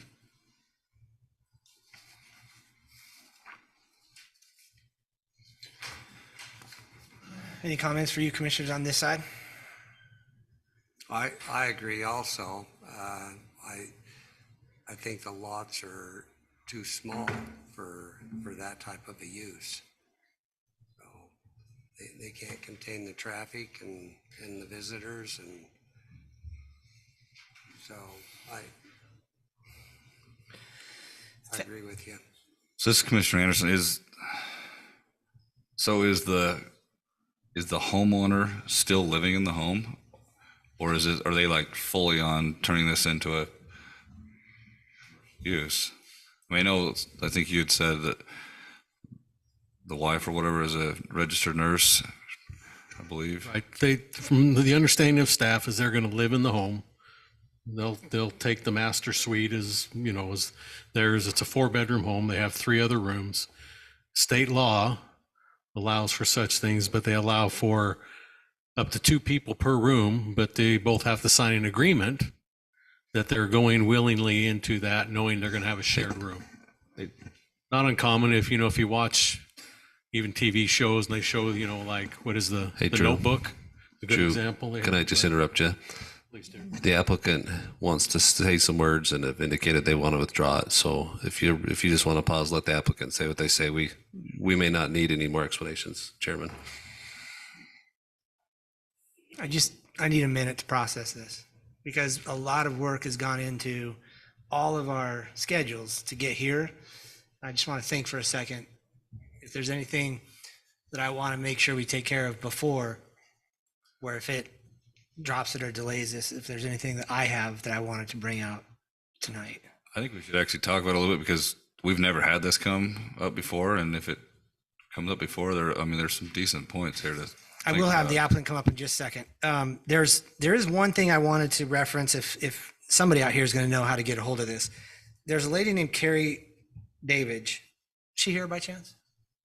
Okay. She had mentioned in her comment to us that there was a letter that she had received expressing that somebody had written, I think it was from an attorney and probably the homeowner. And if the homeowner knows of this letter, if you could let me know about it as well. Thank you for your letter explaining why a resident in our area may be able to have an assisted living business in Silverstone 3. I just was curious if that letter, if it does exist, now we have another letter with another thing. I kind of wanted to see it. I wanted to see what it said, who wrote it, what it said, and all that stuff. Possibly. In just a second, but that's something that Chairman, I would to just make sure. suggest this is on the agenda because the applicant asked for it. If they wish to remove it, if you would just give them that Be opportunity. quiet and remove it.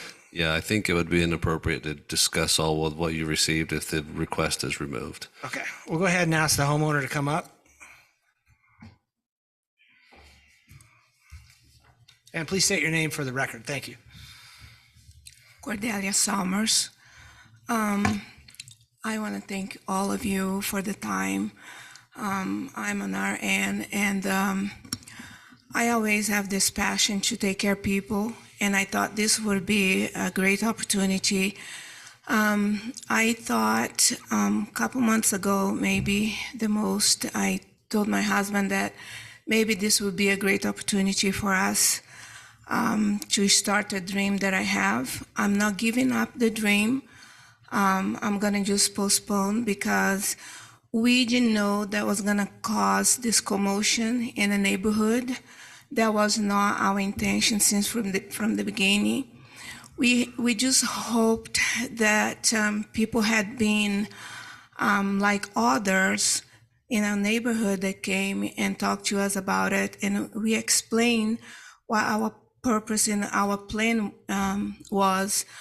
At first, we thought to have a few people with us in a legal way to live with us, take care of people that needs. Those people are lonely. They have no family, most of them. We have a lot of elderlies here in this room, and I don't want to offend anyone, but I just wanted them to think how many times they have visitors in their homes. Those people are lonely. And we thought that we'd have somebody helping us to take care of a few of those people. And they would live with us as part of our family. And if they had any family member, they would come, excuse me, with a schedule.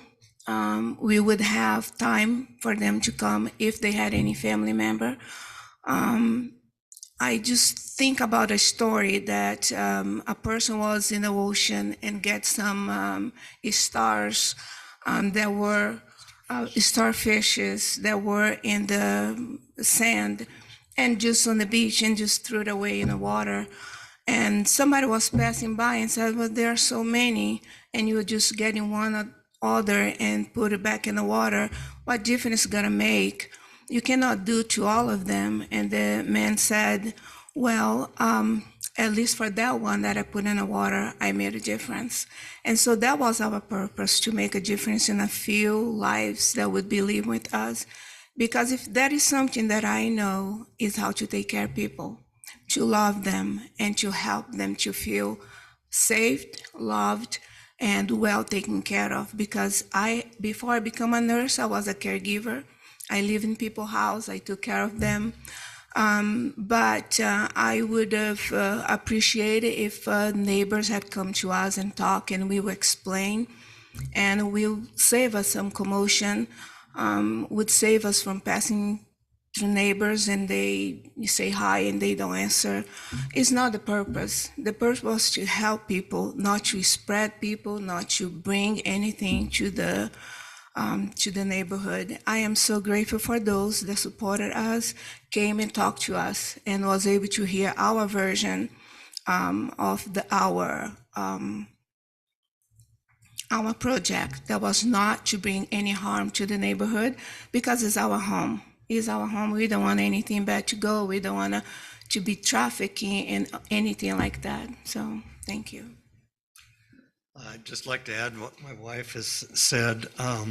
There's been a lot of gossip and talk in the neighborhood where they didn't approach us, and we feel, like this commotion with all these responses you got and all the responses our HOA president got, that could all been mitigated.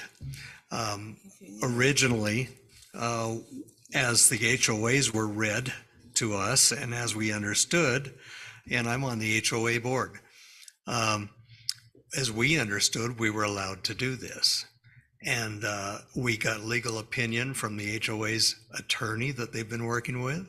And then just today, this morning, I met with the HOA president, who is a good friend of mine and a great neighbor. And he brought up a couple other things that may not let us qualify for that. And so our whole purpose right from the beginning with every discussion we've had with our neighbors is we're following the law, we're following the process. They ask about what about the state? Said, well, we'll worry about the state after we get the city approval. That only makes sense because there's more fees, there's more this and that. And our proposal wasn't to disturb any neighbors. It wasn't to cause them any worry or harm or hurt their lifestyle or the property values. I'm a real estate agent. It would not affect the property values. The market affects the property values. But that all being said, we're backing out of it, and we appreciate the opportunity the city has given us to voice our opinions and our desires, and we're fine. We love our neighbors. We hope that they accept that point and feel that we are not here to upset or worry them or threaten them in any way. So we want to stay in our home. We love our neighborhood, our home. We bought it there just a little less than 2 years ago, and we plan on finishing our lives there unless we're forced to go into an assisted living. So, and that happens all the time. And if you allow me, I would like to say one last thing. When we have those ideas, we are going to still live with our neighbors. So as an experience, I hope that everybody that is here today can go home and think about a story, a fable actually. There was this wise man that somebody came to this person and said, well, I had somebody that was talking bad about me. And then he said, well, he went to this person that was gossiping and asked to get a bag of feather and spread on the air. So the bag of feather went all over the place. He said, okay, just go ahead now and collect them all and put a bag in the back, in the bag. And he was able to get a few, but not all of them. And he said, that's how it is when we pass it on an information that is not correct. We are able just to collect a few things when we try to repair what we did, we can never do it. So before we go to our neighbors and bring a lot of things to them, let's talk. Whatever bring a proposition to the neighbor, just talk to them. Come, I had a few neighbors that came and talked to us, and I'm so grateful for them and very respectful for them. And thank you for your time. They are very, very appreciated. Thank you very much. Thank you. Commissioners, do we need to have any discussion at this point in regards to what needs to be done here? It's best not to discuss it. You can just accept their withdrawal and move on to the next item. I'll look for a motion on this item. I don't need a motion. Yeah, you as the chairman can just acknowledge the record shows that it was withdrawn and move to the next item. You said it so smooth again. As the chairman, I'm acknowledging that the applicant is asked to withdraw this application at this time, and we will close that item as a non-vote, non-issue, and move on. Okay. Perfect. Thank you. And thank you all for coming that did come. I'll take a minute and let people that want to leave at this time go ahead and leave.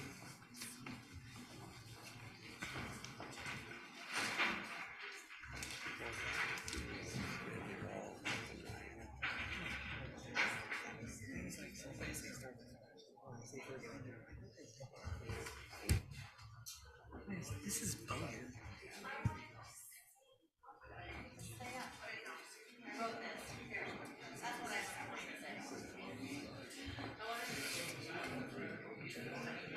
You're going to fill out an application to join the plan? Yeah. Okay. At this time, I'll go ahead and we'll move to our last item on the agenda for this evening. Those of you still in the chamber, that if you could take your conversations outside, it would be appreciated. Thank you very much again for coming. Item number 5D. This is a public hearing for consideration and recommendation to the City Council for a proposed funeral services facility with a crematorium C-2304 located at 504 West Buena Vista Boulevard, number 2. The applicant is Rulon Olson. Once again, I'll ask those in the chamber to please continue your conversations outside. Thank you. And I'll turn the time over to staff when they feel it's appropriate and ready for their report. Thank you, Commissioners. The applicant is requesting approval of a conditional use permit to operate a funeral and crematory business located at approximately 504 West Buena Vista Boulevard, number 2. The location is Zone C3, which requires funeral and crematorium businesses to obtain conditional use permit approval, which was previously approved. The surrounding zoning to the north, east, south, and west is also designated as C3. The crematorium equipment installed at this business will be required to be 5 years or newer, which will be dated from the approval of this application, and proof of such equipment shall be provided to the Community Development Department. The applicant has identified the equipment he will be installing will be purchased brand new from Matthews Environmental Solutions, which is the largest manufacturer of cremation equipment. The cremation equipment will operate without smoke or odor, and the emission levels are substantially lower than the allowable standards to ensure environmental quality. The building located on this site houses 3 businesses. The applicant will occupy the middle unit. The floor space for each business is 2880. That's 2,880 square feet for a combined square footage of 8,640. There are currently 32 parking spaces on site, which includes 8 additional stalls recently added to the rear of the building, and there is room to add additional parking if needed. Parking is sufficient for these buildings. The applicant has noted the majority of their higher traffic volume is after 5 p.m. and on Saturdays, which would not conflict with the neighboring units, as they are typically Monday through Friday daytime hours. If parking becomes a concern, the tenant will need to add additional parking stalls to relieve the problem. And condition number 5 has been added addressing this concern. Staff recommends that the Planning Commission recommend approval of C-23-04, allowing for a funeral services facility with a crematorium to be located at 504 West Buena Vista Boulevard, number 2, and that is on to the City Council, and that's based on the following findings and subject to the following conditions in the report.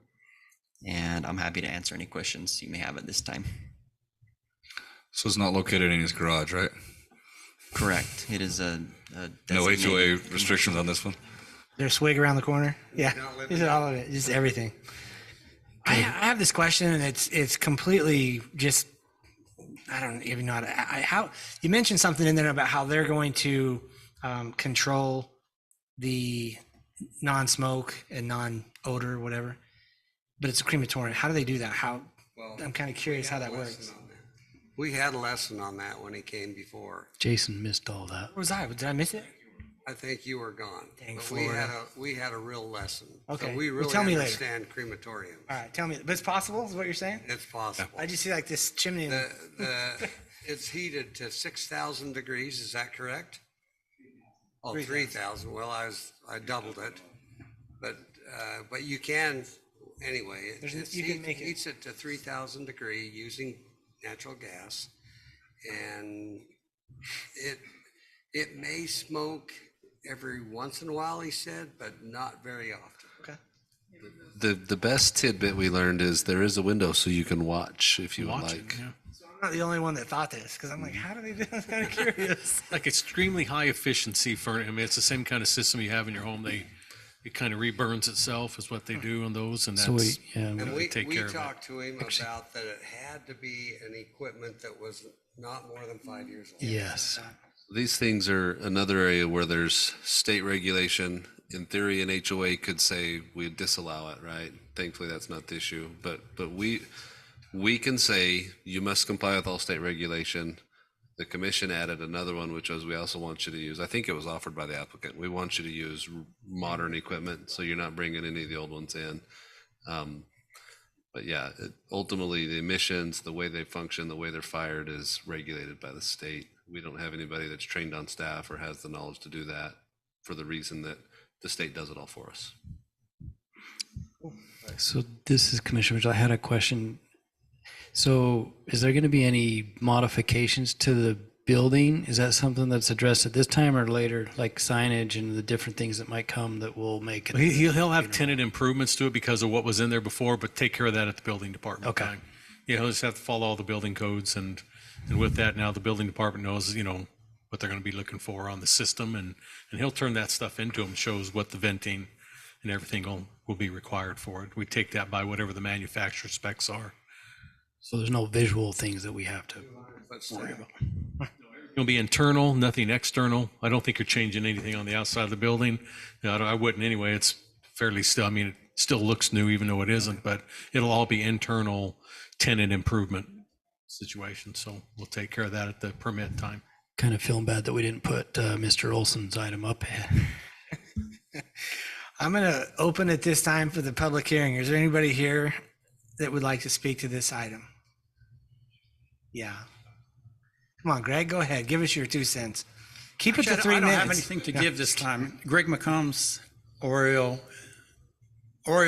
at Sienna Hills. That's where I live. I'd just like the planner, if he could read the definition of the types of businesses that are located in a C3. I would just like to know for myself. Thank you. We have that readily available. I can get there. Drew, do you want or do you want me to I've do got it? my book here. You won't have to pull it out. So My pages.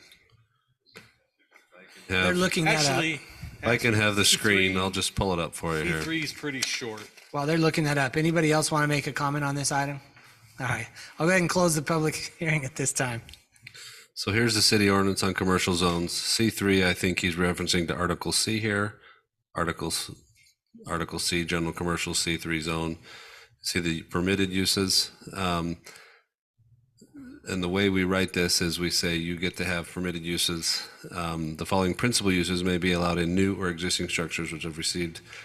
The first thing is they get to use anything in C1 or C2, right? That was permitted. Accessory buildings and customer incidental subordinate to permitted uses, auction sales. So now we're getting to the specifics, right? These are general catch-alls. Mail order houses, not to include warehousing. Manufacturing, processing, creating, repairing, renovating, painting, cleaning, or assembling of goods. Mobile food vendor, any combination of these. Again, this is where we're at tonight, conditional uses. So our code less references some specifics, mostly brings in generals, and then gives the staff the opportunity, because the challenge is it's impossible to write the perfectly specific list, right? And so we always include these categories that go through professional review with our planning office, and then can come to you as the mind of the citizens as to what should be allowed in our area. How'd I do, Drew? You did good, except this has been updated because the city council just passed the new ordinance updating this on the conditional uses, and that's what it won't show up yet. That allows for funeral homes and crematoriums in the conditional use permit process. That's why they're here. He's the one who actually applied to change. Again, citizens can do that. The applicant applied to change the city code. The commission passed on a recommendation. They thought it was good. Council liked it. We added it to C3 zoning in the conditional use permit. Your applicant's here today getting his CUP with the new ordinance he had applied for and got it put in place. So I've pulled up that reference that Drew's referencing, ordinance 2023-13.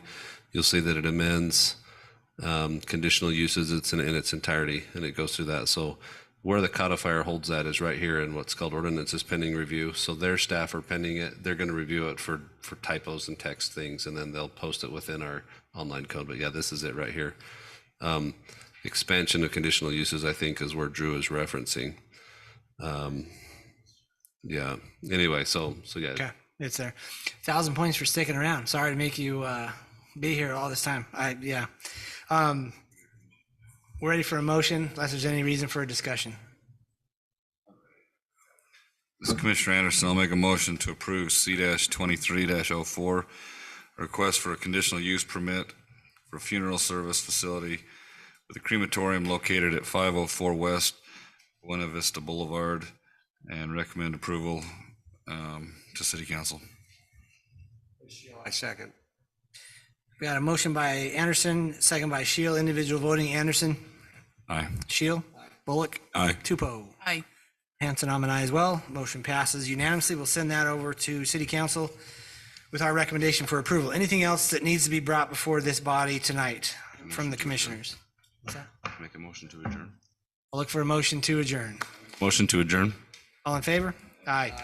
Meeting's adjourned. Thank you all. I appreciate it.